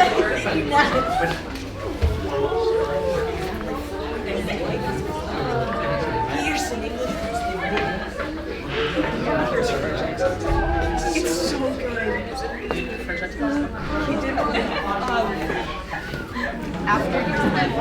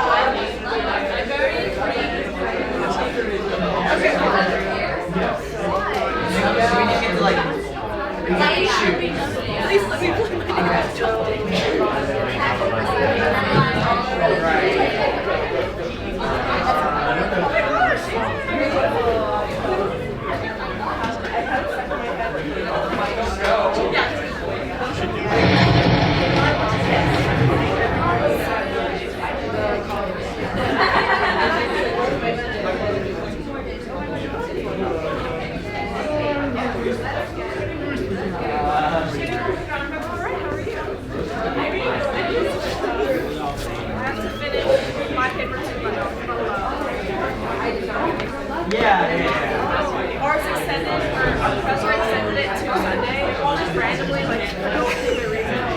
Which is good and bad, you know? I mean, usually.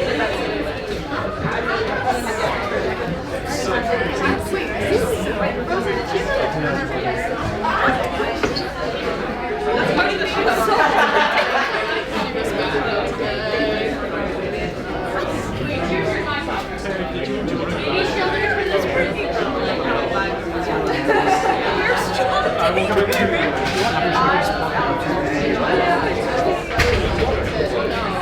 I have no words.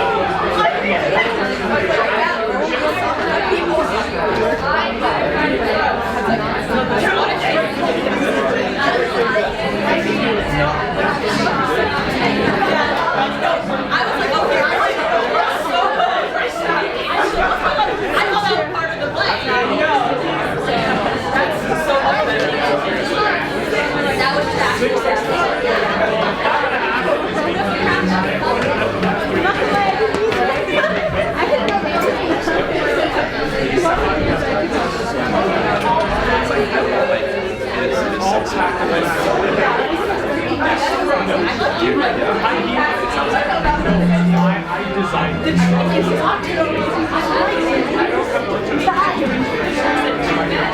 figured out whose mics crack and whose don't. So during group numbers, I turn on the mic and the mics don't crack. Hello, ladies and I keep trying to get it correct. Hey, a minute and 90 news is just about to end, so I hope Every you enjoyed your stay. Be sure to have a chosen your time. Just know that you only have a minute or so. Hello.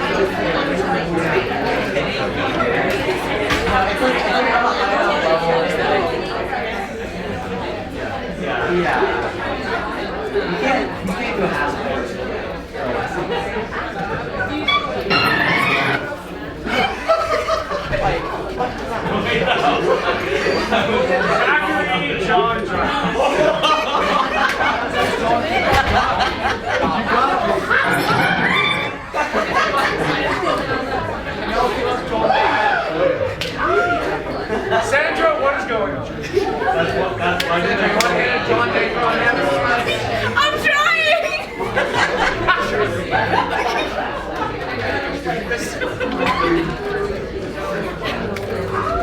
Never let me on the goddamn song. Are we gonna have to separate you two?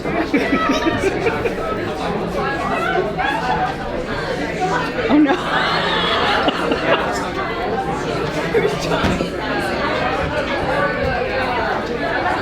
There he is.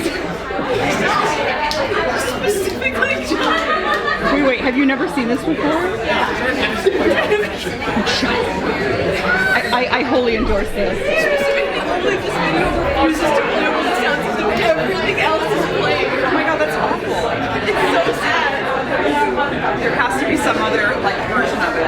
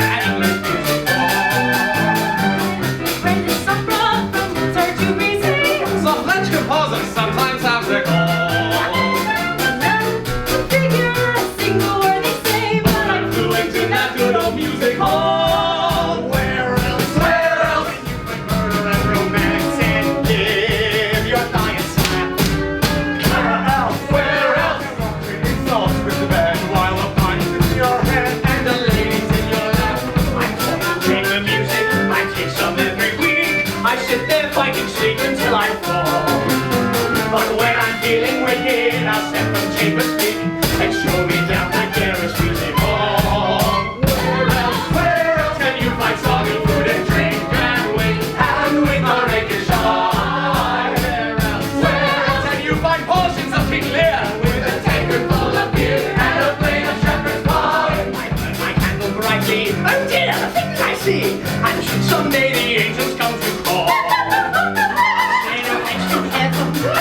good for me. Just fly me to an English music hall.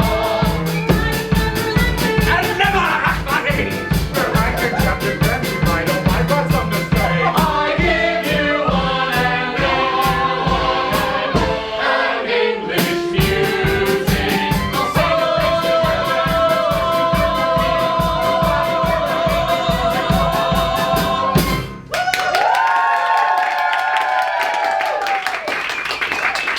Thank you, ladies and gentlemen. Yes.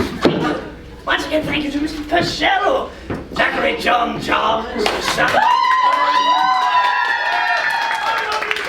There's 6 months of power. And Edwin Drood is nowhere to be seen. Still. So where do we rest in this mystery of Edwin Drood? Who there are, scientists, are 2 new characters, sleuths, but one of them is not a character. You've already met the Princess Puffer in Act 1. Yes, she's come to Cloister alongside another man of mystery who hides behind a fulsome beard, a trench coat, and the name of Dick Datchery. I said Dick Datchery.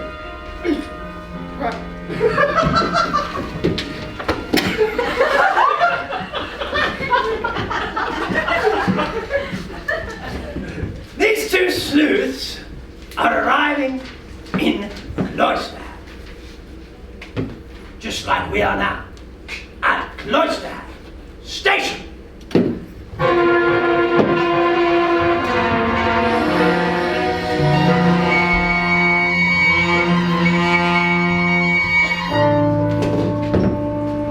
Yes, and now is John Jasper back from yet another treatment in London. But note that among the many curious souls of Cloisterham, none 2 are more curious than our 2 sleuths.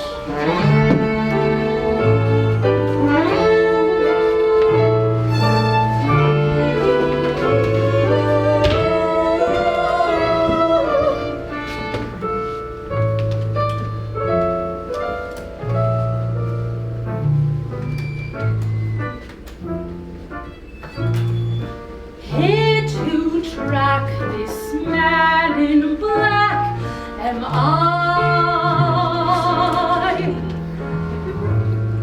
With one clue as to the who and why, I find myself in this aggravating garb and face, gravitating towards this place, navigating towards this case.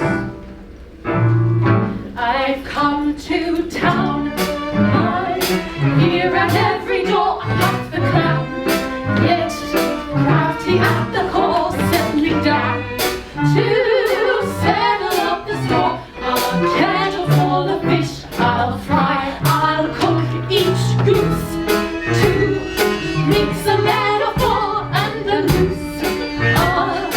Lighting meteor, I'm settling down to settle up the score. My medal will be more than just I delve in repay before I'm rested. Oh, brood no white, brood no grey. Who'll say who's done what and why? I'm on a scent. I'm inventing everything I am. Where's the sacrificial lamb? Here in bloody Cloisterham.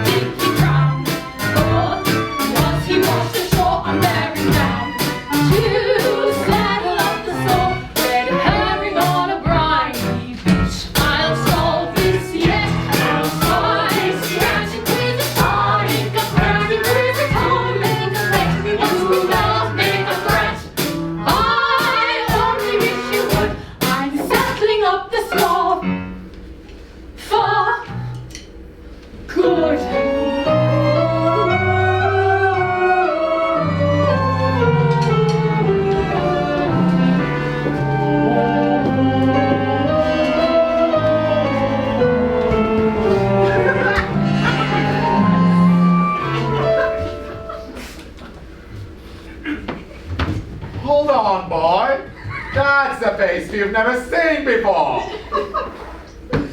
Welcome to Fair Cloisterham, Captain. I am on the way of becoming the official greeter to all visitors who seem to have the price of a bottle of wine on them. I am Doodles. Datchery. Dick Datchery. Do you know if there are any lodgings available in Cloisterham? No doubt, Mr. Datchery. Are there any that are architectural and out of the way? Inconvenient? Cloisterham is full of inconvenient logics, sir. Any that are near the cathedral? Mais excusez-moi.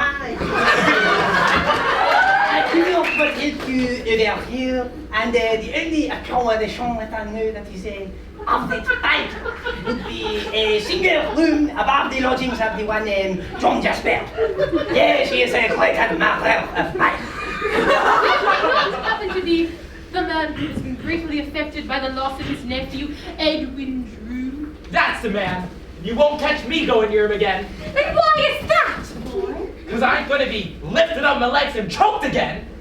Interesting. Very interesting. I shall enjoy watching the comings and goings of this town. That man, he should speak to his tailor. Miss, can you tell me where Mr. John Jasper... Ow! Are you ill? No, miss, I always look this way. Rosa! We've both been sorely guilty of neglecting your music lessons. When shall we resume them? Never, sir. You mean to politely tell me that you've abandoned your studies altogether? The politeness is yours, not mine. I beg not to be questioned. I will not answer anything. At least I have that in my power. Rosa, I do not wish to hear you, sir. Do not forget how we got so bad to view of us. Even when you were engaged, my dear boy, I loved you madly. I hid our secret loyalty, did I not? You were as false to him, sir, daily and hourly as you are now. You know that you made me afraid to open his kind eyes to the truth, that you are a bad, bad man. How beautiful you are! More beautiful in anger than in repose. I don't need your love. Give me that hate, that enchanting rage, that beautiful scorn. It will be enough for me. Stay, sweet witch, rare charmer, or do more harm than can be undone. You're mad. I mean to show you how mad my love is. Love! You dare to use that word! Yes.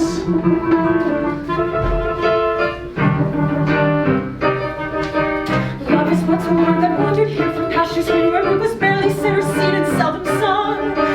Innocent enough it was intended to be used on rare occasions, not abused by every tongue. Never has a word been ever taken so in vain what little meaning might remain is quickly blurred. Never has there been so quite exhaustive such a term. Your sighs and syllables confirm how drained this word. You call it love, I call it rude. I call it lust, I call it blue. I call it cruel. I cannot bear to call it love. I think it foul, I think it vile. The more I'll take, I'm cunning God. You're worse than bad. You give to sin the name of love.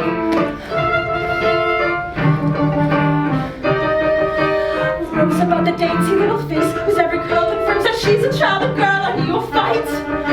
Rose eyes the only soul in Cloisterham it seems who senses just the sort of dreams you dream at night.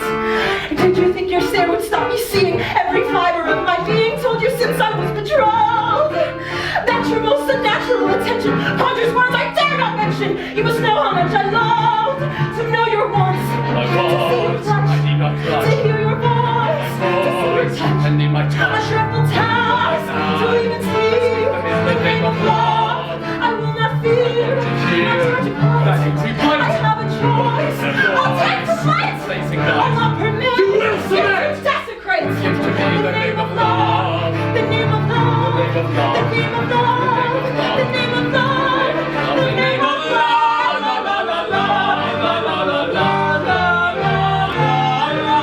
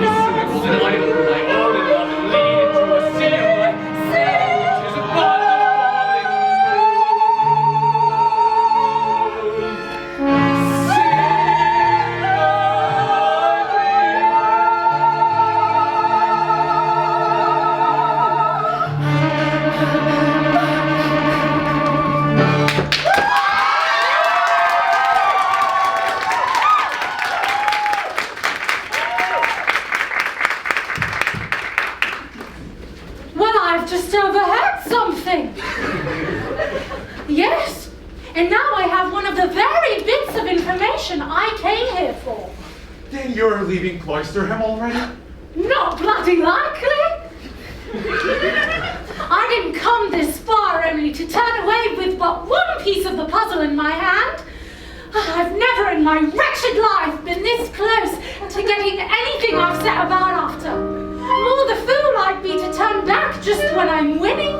I've never understood those who ease up just when they should push on. Once I bet my last 10 pence and won. Twice as rich then friends said, call it done. How sad, I said. So that's your modest degree, may then 20 pence instead of 10. Double up my bet again. In life we start the same as when we're done. If you lose, you're just where you've begun. If you won, don't quit while you're ahead. Just press your blessed luck instead. Don't try to think what move might be the best. Use the heart that beats within your breast. Never rest. Don't quit while you're ahead. Sing out, there's more in store for me. I see my dream ship finally coming in like a steam ship.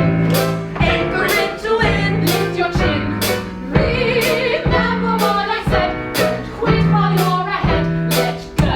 I know there must be love that's yet to be. Only just 3 weeks away from me. Don't quit while you're ahead. Don't worry how you tread. Who cares? And there's no chance. One pipe dream that is mine, a romance quite ripe upon the vine. No victor ever fled. Don't quit while you're ahead. To say ta-re, ta-ra, boom, bang it, crash it, hooray, ha-ha, boom, clang it, crash it, ooh-la-di-da. Don't quit while you're ahead. Don't say I'm off to bed. Farewell. Well, I know. Don't let the moment go to waste. Not with victory close enough to taste. Heed the call, it's all too hate. For God's own sake. So raise a stake. You struck a lucky vein, never break through any lucky chain. The refrain.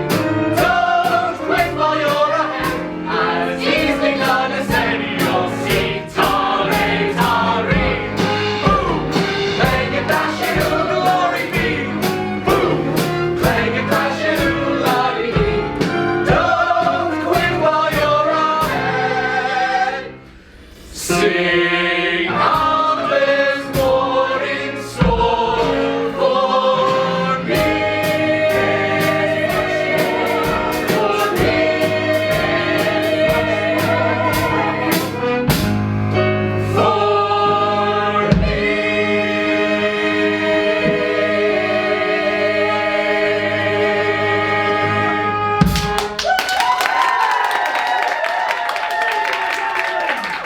Encore, maestro, s'il vous plaît.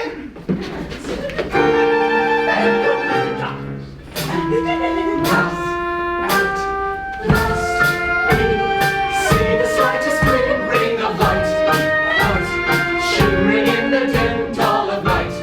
So long have we been blind, but finally we unwind the lot. The truth is this: we've done it for something yet. Ladies and gentlemen, our actors have not merely forgotten their lines, nor our musicians how to play their instruments. You see, we have reached the point in our narrative where Charles Dickens wrote, no more we shall ever know about the mystery of Edwin Drood.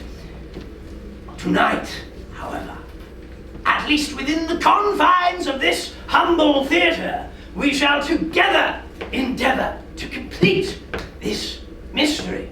What say you to that? Yes, fantastic. Well, one minor mystery we may get out of the way to begin with that has little to do with the plot as it stands moving forward, but has much to do with the characters you see on stage now, is the mystery of Dick Datchery. But you see, many literary experts agree Dick Datchery is not a new character. Dick Datchery is someone who you've already met. Yes, indeed, someone who you have seen in Act 1 is roaming Cloisterham in this disguise so as to better investigate the disappearance of young Edwin Drood. Keen-eyed viewers may have noticed that Dick Datchery tonight is being portrayed by that master and mistress of male impersonation, Miss Alice Nutting.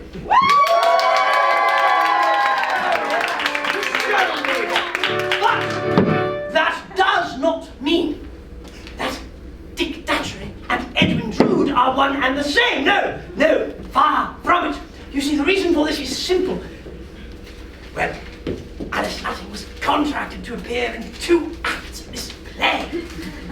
And well, the management of the Music Hall Royale does believe in an honest week's work for an honest day's pay, if you catch my drift. Yes? But this brings us to our first question. Is Alice Nutting's character, Edwin Drood, dead or alive?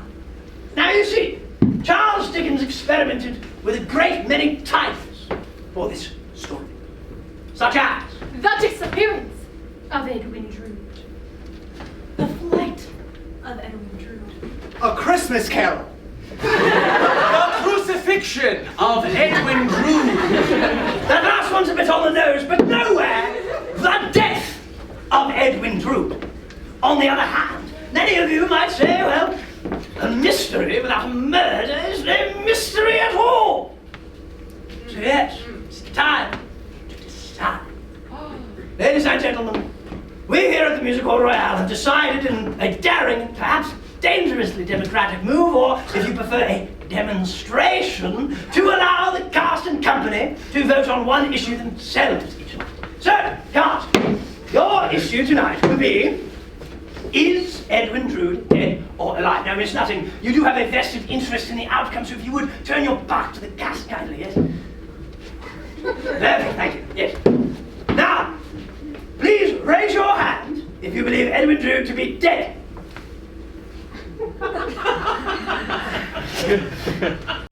Well, now pray raise your hand if you believe Edwin Drood to be alive. Well, Miss Nutting, you've snuffed it. By massive majority, I think. Which brings us to our next question of the evening. Who is Dick Datchery? You see, many literary experts agree that it is someone else. But, well, we can eliminate Edwin Drood from the consideration because the cast has voted him dead for Dead! Ha! Bloody ha! Ha! You absolute envious little shit! It's nothing, please. Is it not obvious to all of you that Dr. Drood is Datchery? Is it not even more transparent that these petty bastards are simply jealous of all the attention I have been getting in the local press? Goodbye, all.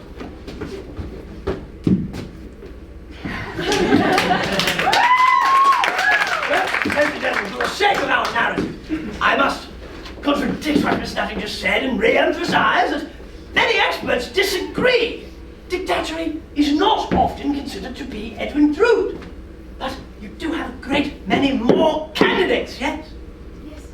Let us first consider Helena Landless, about whom Neville revealed in Act 1. Many times she tried to flee my stepfather's cruel and miserly hand, even disguising herself as a boy.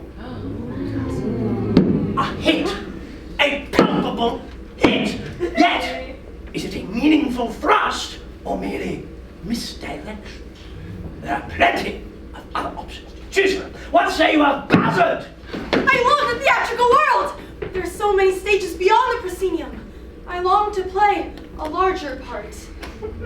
Yes, who more likely to don such melodramatic garb and seek the spotlight? Why else would Charles Dickens write this character at all? Or is Bassett merely a misdirection, a distraction from Neville Landless? As far back as I can remember, I have been secretive and revengeful. Who more likely to investigate the disappearance of young Edwin Drood than he who is most suspected of foul play? Or could someone be donning a new uniform, ditching clerical garb in favor of a trench coat so as to protect the boy who has been his charge? Young Neville has been entrusted to my care.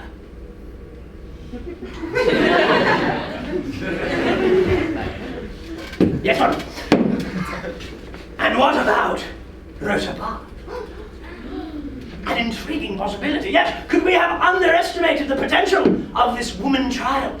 Yes, well, looks can be deceiving. There is one thing I know for certain, though. It is not possible for Dick Datchery to be my own Mayor Sapsirole, nor Durdles, nor John Jasper, nor Deputy, nor the Princess Puffer. You see, we all appear in scenes with him, that is to say, in both the Charles Dickens novel as well as our adaptation here at the Music Hall Royale. We are in scenes with Dick Datchery and therefore cannot be the same person. Your candidates remain these 5 lovely characters. Let the voting begin. I suggest we do it similarly to how we do it in amateur theatrical competitions and similarly to how we did it earlier for certain Mayor Sapsir's accent. When I hold the top hat above the candidate whose favour you hold, I ask that you applaud such that we may decide who is Dick Datchery this evening. For your consideration, Bassett.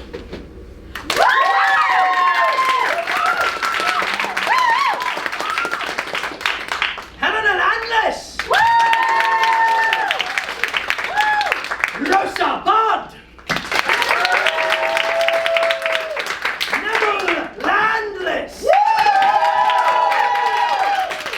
Septimus Crisparkle. It does seem that a runoff is in order. Neville and Septimus may step up. Thank you very much. Now I ask that you only vote for one candidate, and I ask that you may be loud when you do. The Reverend Septimus Crisparkle. You certainly have to be loud part. Neville Landless. I will congratulate you, Neville Landless. You seem to be our Datchery for the night. You must make a quick change of costume and fret off. I see many members of the audience more than willing to assist you in the process.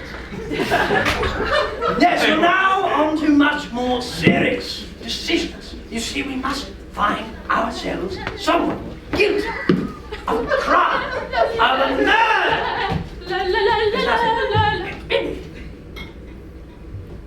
Enjoy the show. It's nothing big. Right, well, audience, I do assure you that we do not tolerate such abhorrent behavior here in the Music Hall Royale, and it is entirely due to upbringing. You see, she had parents in the iron and steel business. Yes, she had a father in irons while her mother steals. Well, what about this one? We used to call her the orthopedic soprano because she sang in all the joints. Yes, one of those places was called the Cock and the Comfort. There she received not only No. So that's the mood we're in tonight. Right, ladies and gentlemen, I thought we shipped the Puritans off to America. Fine, on to much more serious matters. We must find ourselves a killer, a culprit, a fiend, a rapscallion, your murderer of Edwin Drood.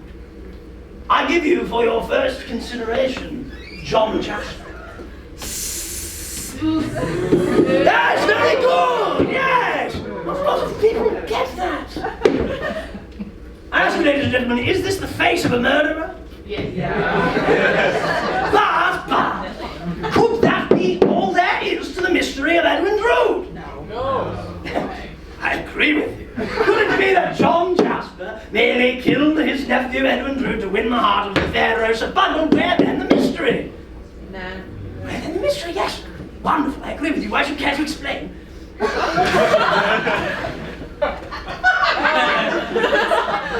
No, okay, that's fine. Stage fright is very common. It's in common with Mr. Paget as well.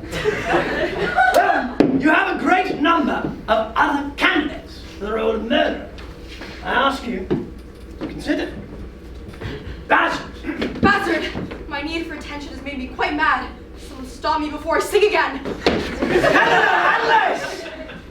On that night, all dark and moody, did I deaden Edwin Drood?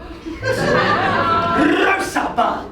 Why on earth would someone as innocent and pure as myself murder my own true Ned? The Princess Papa! Who am I? And what am I? Turtles! Who am I? And where am I? Deputy, no, you were surely just intended for comic relief. I do apologize. John Jasper! I've stood in the cold shade of suspicion since our story began. But as for the question I could not agree. of my guilt and innocence is concerned, to be frank, I'm of two minds. Might we get around with booze? Thank you very much, ladies and gentlemen. How happy you make us. Now the Reverend Septimus Christopher. Yes, I do weddings. But where Edwin Drood's throat is concerned, did I also tie the knot? Wonderful! But our votes thus far have been conducted by noise and perhaps coincidence. For sake of accuracy, I suggest we do this by show of hands. It's perfect. There we have the house lights.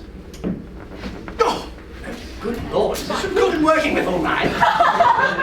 Why don't you all join hands and try to connect with the living? Right, well, any second now we're going to begin circulating among you so as to calculate your vote. To, at long last, solve this mystery of Edwin Drood. Wonderful. Let the voting begin.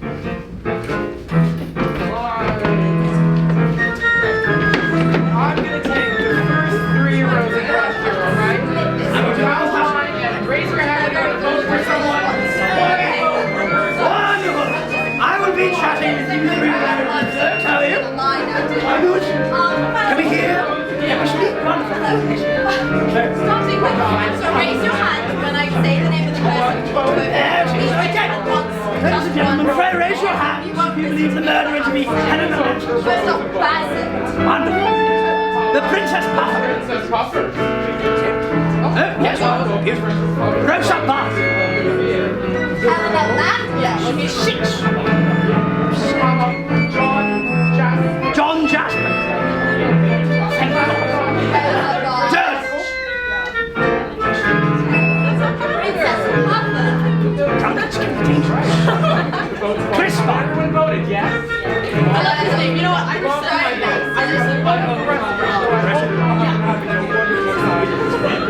Bassett. Never landless. No, he's investigating. Wonderful.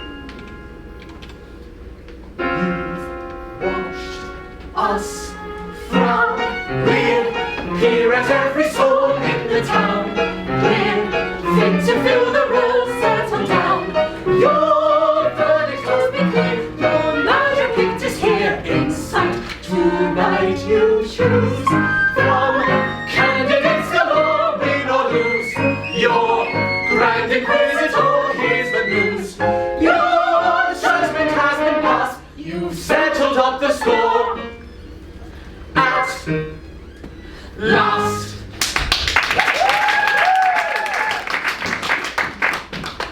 Ladies and gentlemen, we have among us a cook, a fiend, a killer, a murderer. Someone has killed Edwin Drood, and your votes have determined who it is. I shall now be offering the murderer a nip of port, so that they may know who they are. But audience, so that the final denouement may come as a complete surprise, I do ask that you close your eyes. Yes. Yes, pray close your eyes. Close your eyes! Yes, thank you. You can trust as I even did both of the voices that you wanted me to do.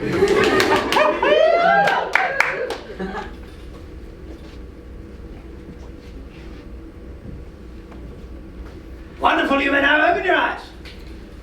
Oh, as you can see, you cannot trust anyone on stage tonight. But now, ladies and gentlemen, let us hurl towards the conclusion, for the first time ever tonight, of the mystery of Edwin Drood.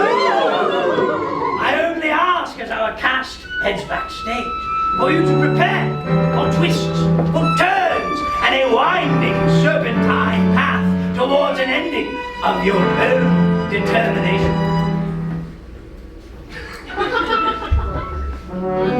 The first chapter Charles Dickens wrote in his novel was entitled The Dawn.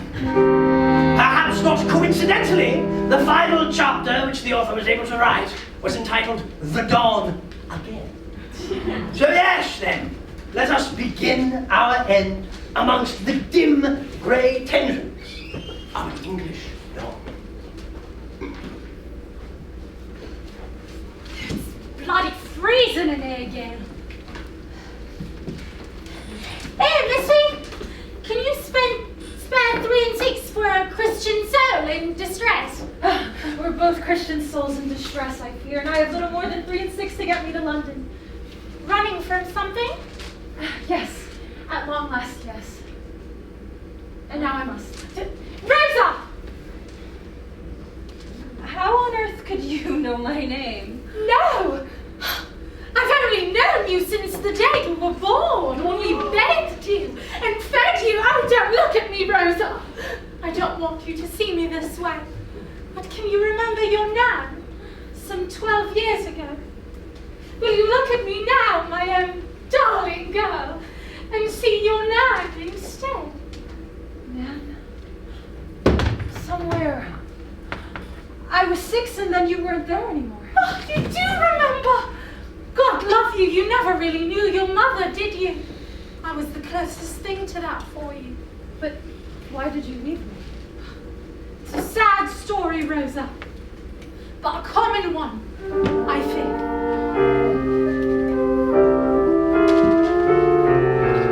I was once your nan, then I met a man, tall and long, golden hair, he spanned my end again. Let him have his way with me, he knew his way so well. Led me down the garden path to marriage in the end. All I got instead was a bed in Camden Town. Then to me said, should I send around a friend, be nice to him this well, strolling down your garden path to hell. Make your bed of roses and sleep in it, cuddle deep in it, and pray you never wake. Soon the deadly poppies come cropping up, fairly popping from the seeds of one mistake. On my back all day, earning saints' pay,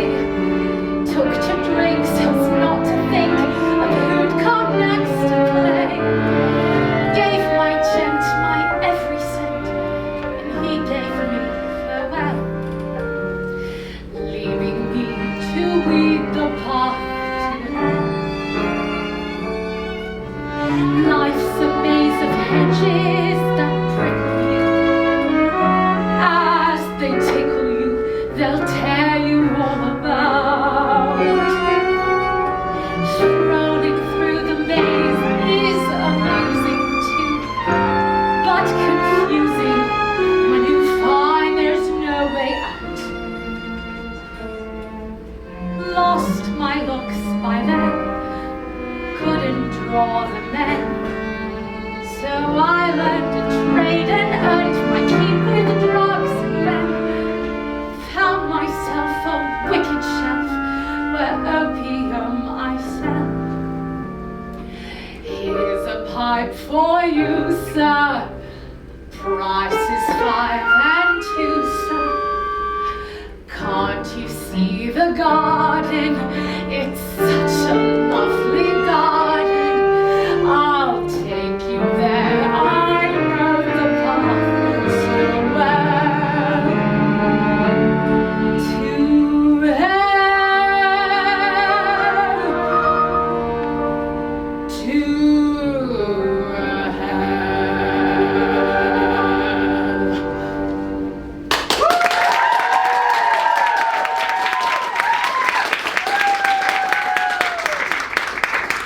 Nan, if only I had known. I didn't want you to know. I wanted you to remember me the way I was.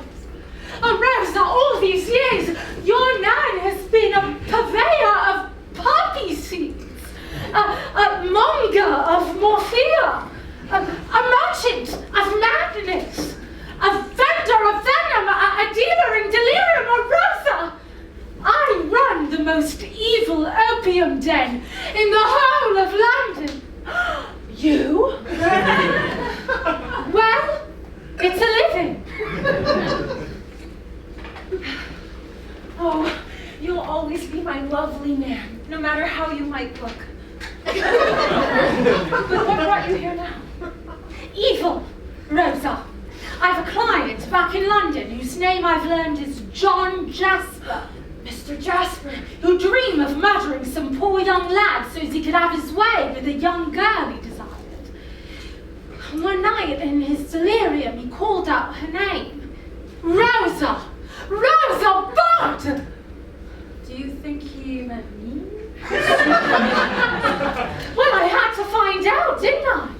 So, I tracked him here and found out there was a detective named Datchery following him as well. So I stopped following John Jasper and started following him instead. Are you following me? As best I can. So I tracked this Dick Datchery back to his lodgings. And I hate to confess, but I saw this man undress, and I saw sudden-wise him without his bold disguise. Took the guile and the smile of a bold, cunning devil. Dick Datchery is Neville!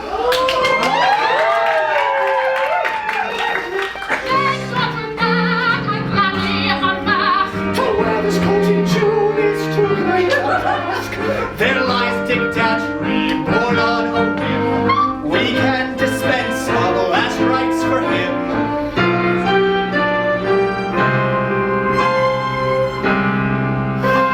My motive in taking this role of a wicked and white-whiskered soul was to get myself back to the city and track down the culprit, and that is my goal. I had also intended to find just what Jasper had on his mind. Much eager was he that I'll cloister and see me the murderer. God, are they blind? All of these people suspicious that I had killed Edwin Drood, and with their anger so vicious, I wore a costume so crude, going out on a limerick, out on a limerick, out on a limerick, yeah. So I found a theatrical kit, and as Datchery I did my bit. So to clear my good name from the blemish of shame, 'twas for Helena too, I admit. I followed John Jasper high-low, to the dens he descends to below. And when Puffer came here, 'twas immediately clear my suspicions were quite apropos. So I crept in the lodgings of Jasper, dressed in that wig, what a sight! There I found Rosa's blood clasp, her mother she gave her dead night. Jasper took it from there after hurling him dead toward the rear of her bed, I suppose. Tell him that Datchery knows, and the truth is quite clear. This brings Jasper here to be tried and tied him and strong. And from this limerick let him be hung.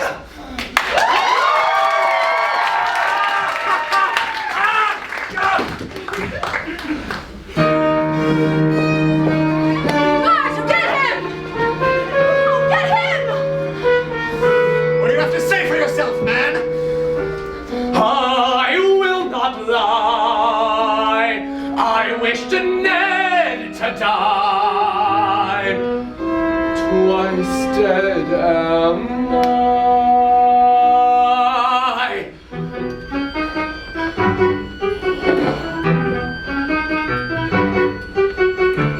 Could split in twain, yet true all eyes remain. A soul genteel who can conceal the venom in his brain. And if he draws upon the pause in madness, open smoke supplies. Why the great surprise? There are two men in me, and cunning bright is he, who hides himself, resides himself where I've no eyes to see. And now I think he's at the brink of breaking through the door. I'm in, he's out, I'm out, he's free, I'm me once more.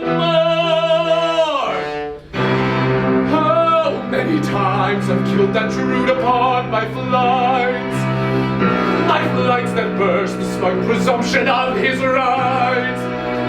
His rights, his heir, his rights to share my Rosa's bed. It took no smoke for me to picture Edwin dead. That night I filled myself a flask of laudanum, and then to toast my net and never I drank some. That's when my greatest flight of fancy did take place. I watched my hands outstretched towards Edwin's pale white face, and in the moonfall I saw my fingers clutching his neck so tightly, touching my sleeve, he fell so lightly.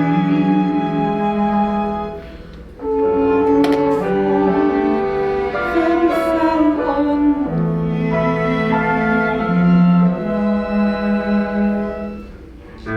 But God, the deed was much too easily done.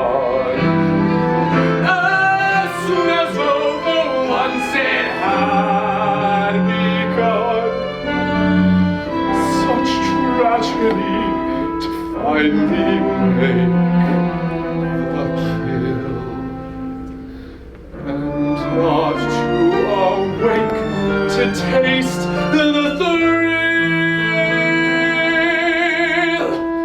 And now I've confessed, and now we both can rest.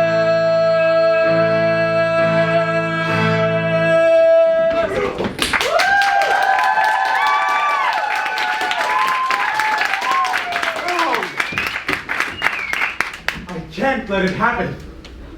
I kept it to myself for all this time in the hopes that I might someday profit from what I know. But I can't let you confess to a crime that you did not commit.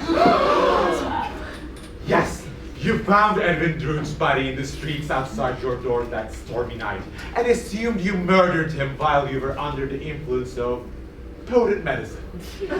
And yes, you placed the coat Drood wore down by the revere to throw suspicion on Neville Landless. You're a bad lot, you are, Jasper, when the evil one is inside you. But you're not a murderer. You did not kill Edwin Drood! Let me get this straight. You're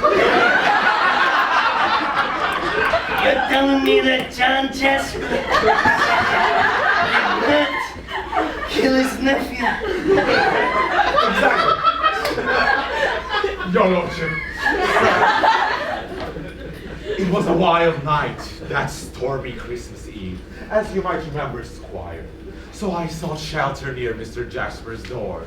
And that's when one amongst you throttled Edwin Drood. And in the convenient flash of lightning, I saw who it was. Bloody hell, that was a long speech. Can I get a quick before 4? That won't.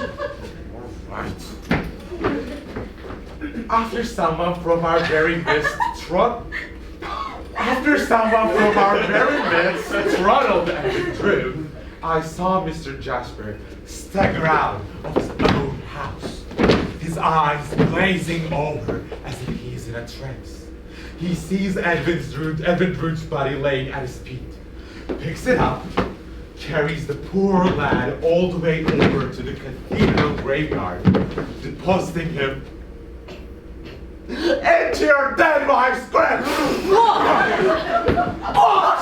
Well, I told you there was enough space in there. But who did it?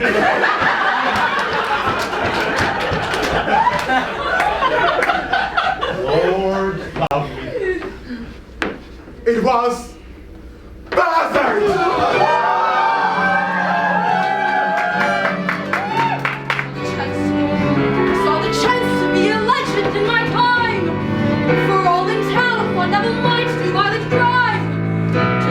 Mystery would pluck me off my shelf. So I ensured the crime by killing Drood myself. The band must have a case in hand to gain and claim their share of fame. The public does demand a controversial crime reverse. Shall I go on to tell you more? Since I have the floor, they'll never have been rude and Edwin doubly too. So I set out to bring about the death of Edwin Drood, and it turned out to be this region's hockey argued rage. And I know all I know, so all at last I'm sent to the stage.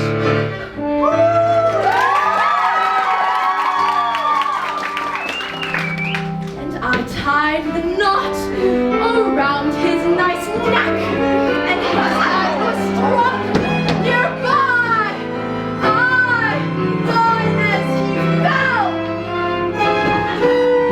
down into the muck that finally the luck have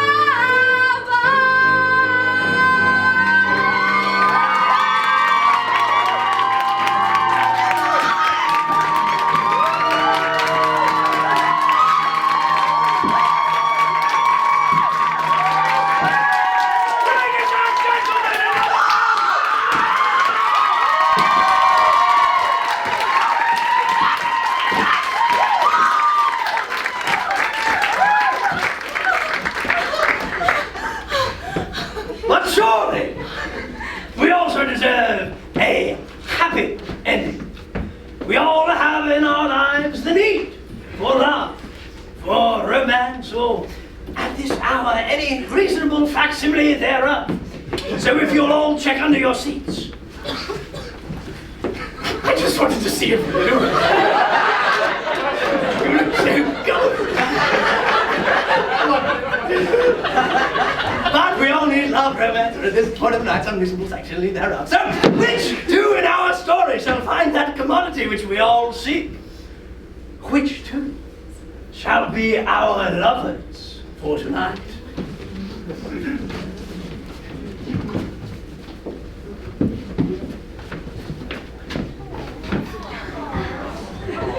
Let us do things a little bit differently this time. As I hold my top hat above the head of the candidate with your favor, please give a sultry to indicate that they hold your favor. The virtuous Rosa-Parks. The well-versed Princess Puffer. The tempestuous Helena Landless. Oh, wonderful, it seems you're going for Helena Landless tonight. She shall be paired with one of our field of well-heeled bachelors. First, what say you of the young deputy? Shame on you. John Jasper. Neville Landless.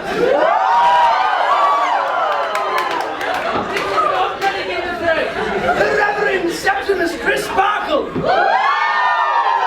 It seems we will repeat the same runoff as earlier, ladies and gentlemen. There's Septimus and Neville.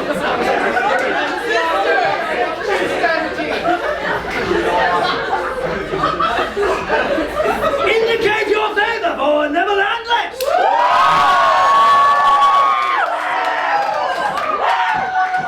Let's see if you can match that. Septimus Chris Sparkle! Which of you think you are? I think it's incest o'clock.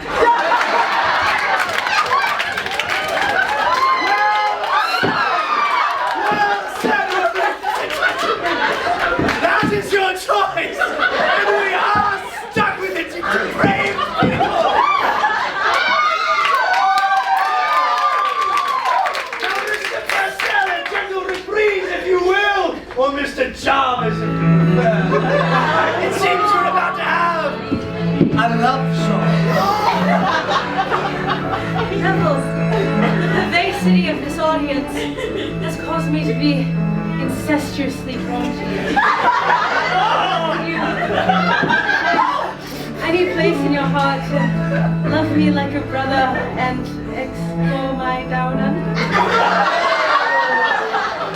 Helena, I am your brother. But I suppose I could show you some good familial love, you wicked bastard! Once we were perfect strangers. I find I now the best is yet to.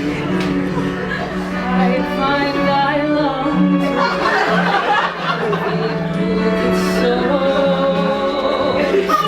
Love me so, they've told you.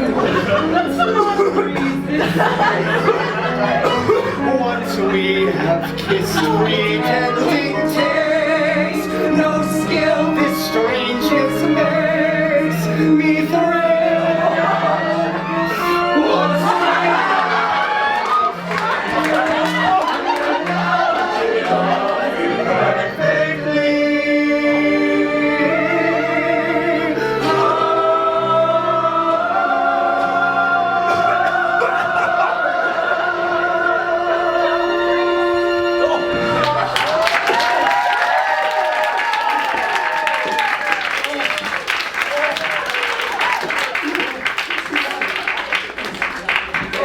I'm not sure if that counts as a happy ending.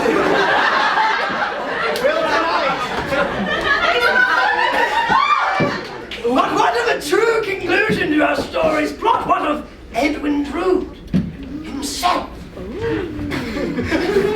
If only he could speak to us from beyond the grave!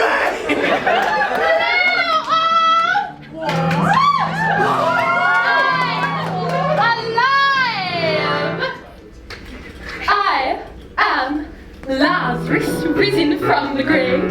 I presume you know me. This tomb below me is where I faced my closest shame. When I struck my head against the street, I was stunned, not stricken. The plot doth thicken as Jasper flew me off my feet to the crypt. I awoke in dark beyond belief, and while all above me showed their grief, I was screaming for my very breath. Only moments from death, you have no idea the sonic strength that shall find in you the steel and sinew when death comes smiling at arm's length. I escaped from Cloisterham, I fled. I did not return here till I could learn here just who in hell would wish me dead. More than one solution fits this crime. What I've learned is that life is bits of time, and you fight for every tiny speck when you're held by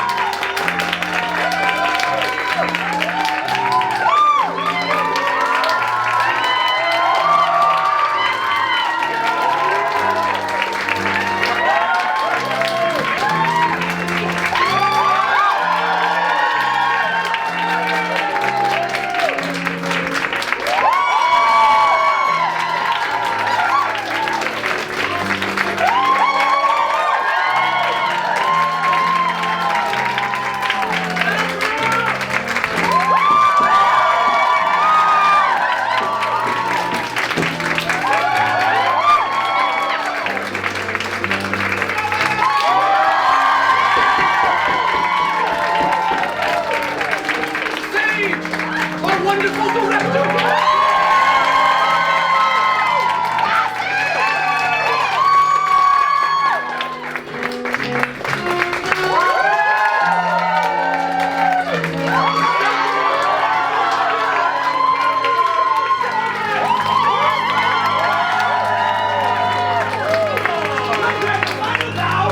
It hardly seems appropriate now. We haven't properly thanked many of the people who need to be properly thanked. Flowers, please!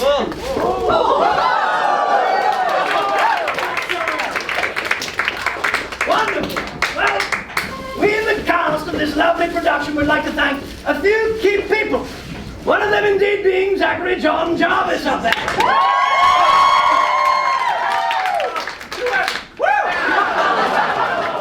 We'll get him another. Another of them being Adriana. Our music team. Without them, this would not have been possible. Yes, another for Sandra. Are you there? Yes,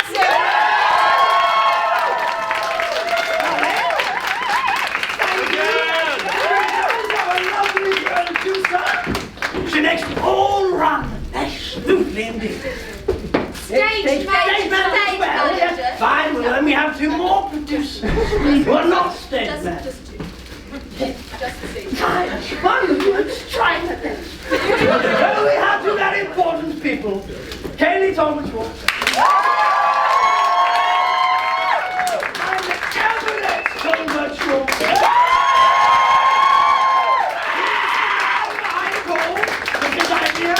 This is in fact his senior year in his final production at Yale. Another round of applause for him.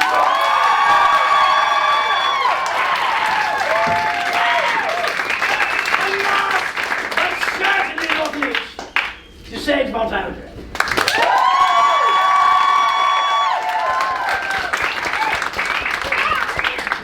Before Charlie purchased these, I purchased one. For Everett.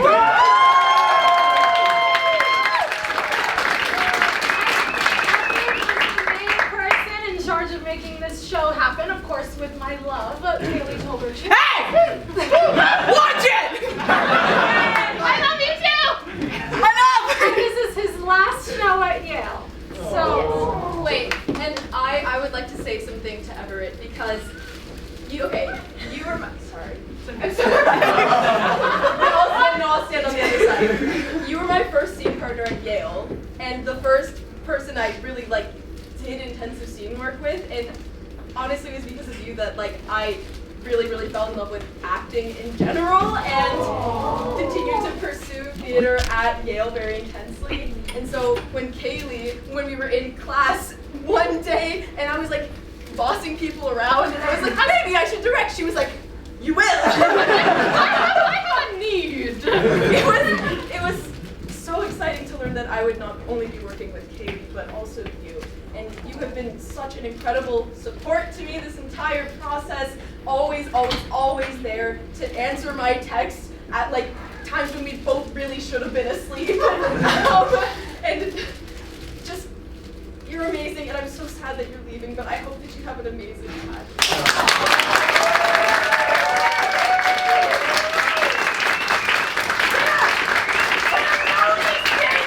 To get in on this.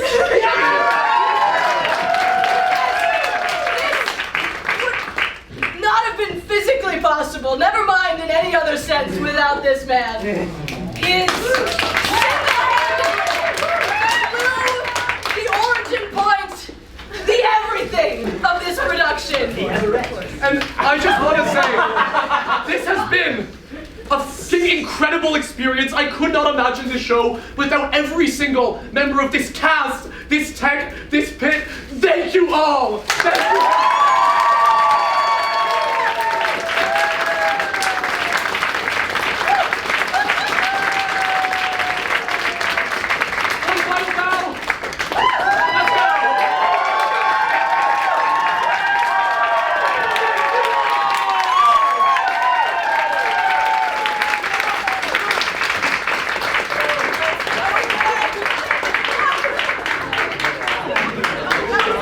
Selena, late.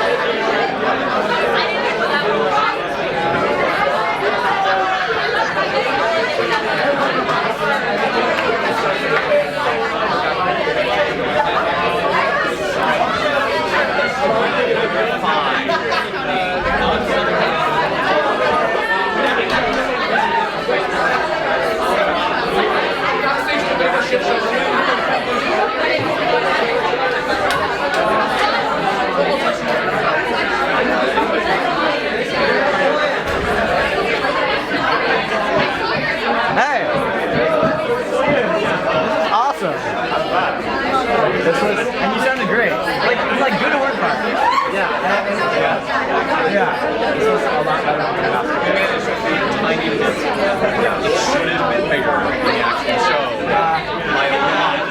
Like when I did wrestling, 4 violins, it was 2 cellos, and a drum kit, like all the brass instruments was 4.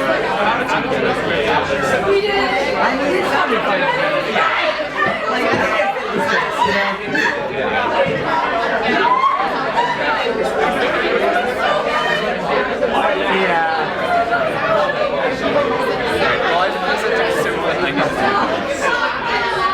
fine.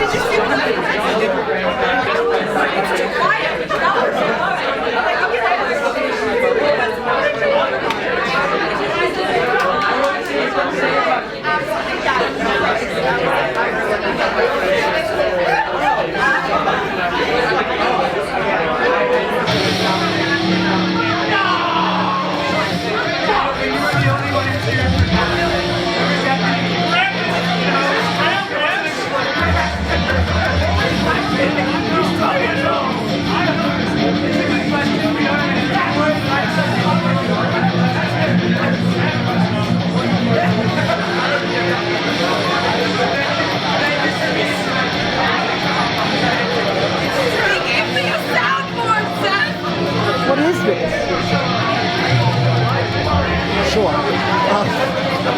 Can we do a Pina Colada song?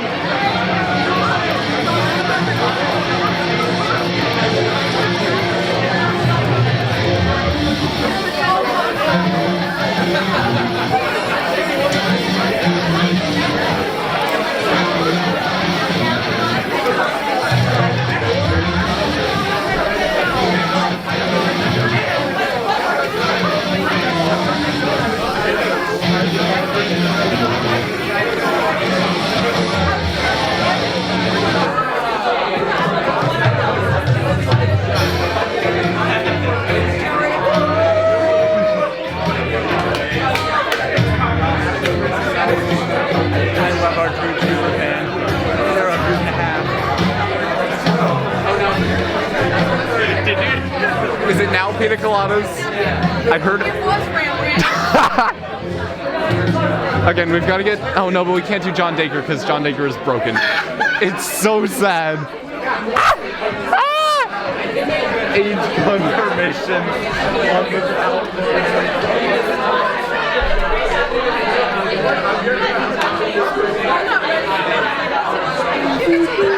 My name is John Dacre. My name is John Dacre. Oh, just too quiet person named Dan. It's so funny to blast John Dacre. I know, I tried like 5 times. So wait, how do we have like... Oh, sorry, Battelle. Orchestra, Tech and Pip. There is a cast party tonight. Details where? in the group chat. Details will follow in all the various group chats. Bring friends, it'll be great.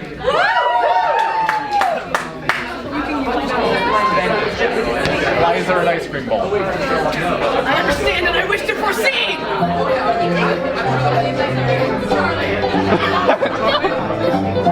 Okay, the children are gone. Oh, I know this one.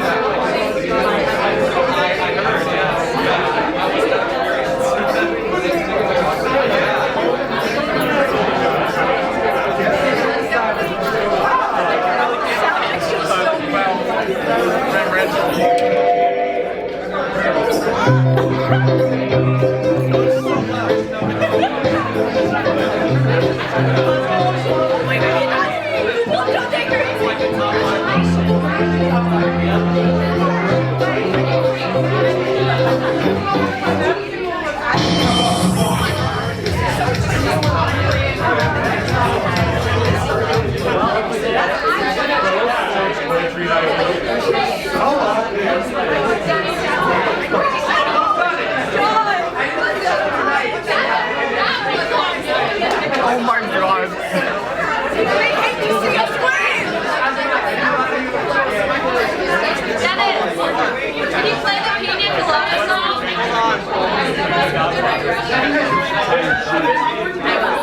Hello, I'm John Baker, and I'm going to sing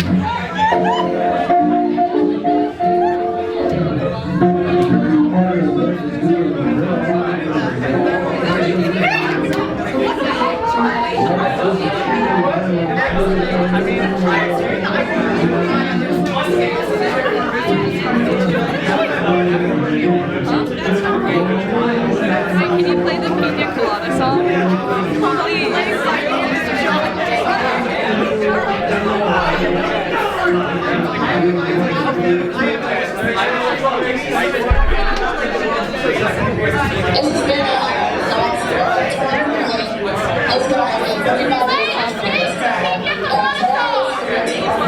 We're playing John Dacre!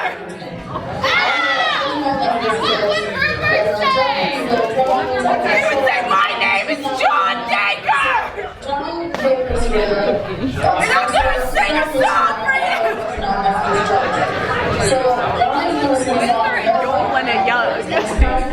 The original specifically not Did you work? steal those from the dining hall? That was so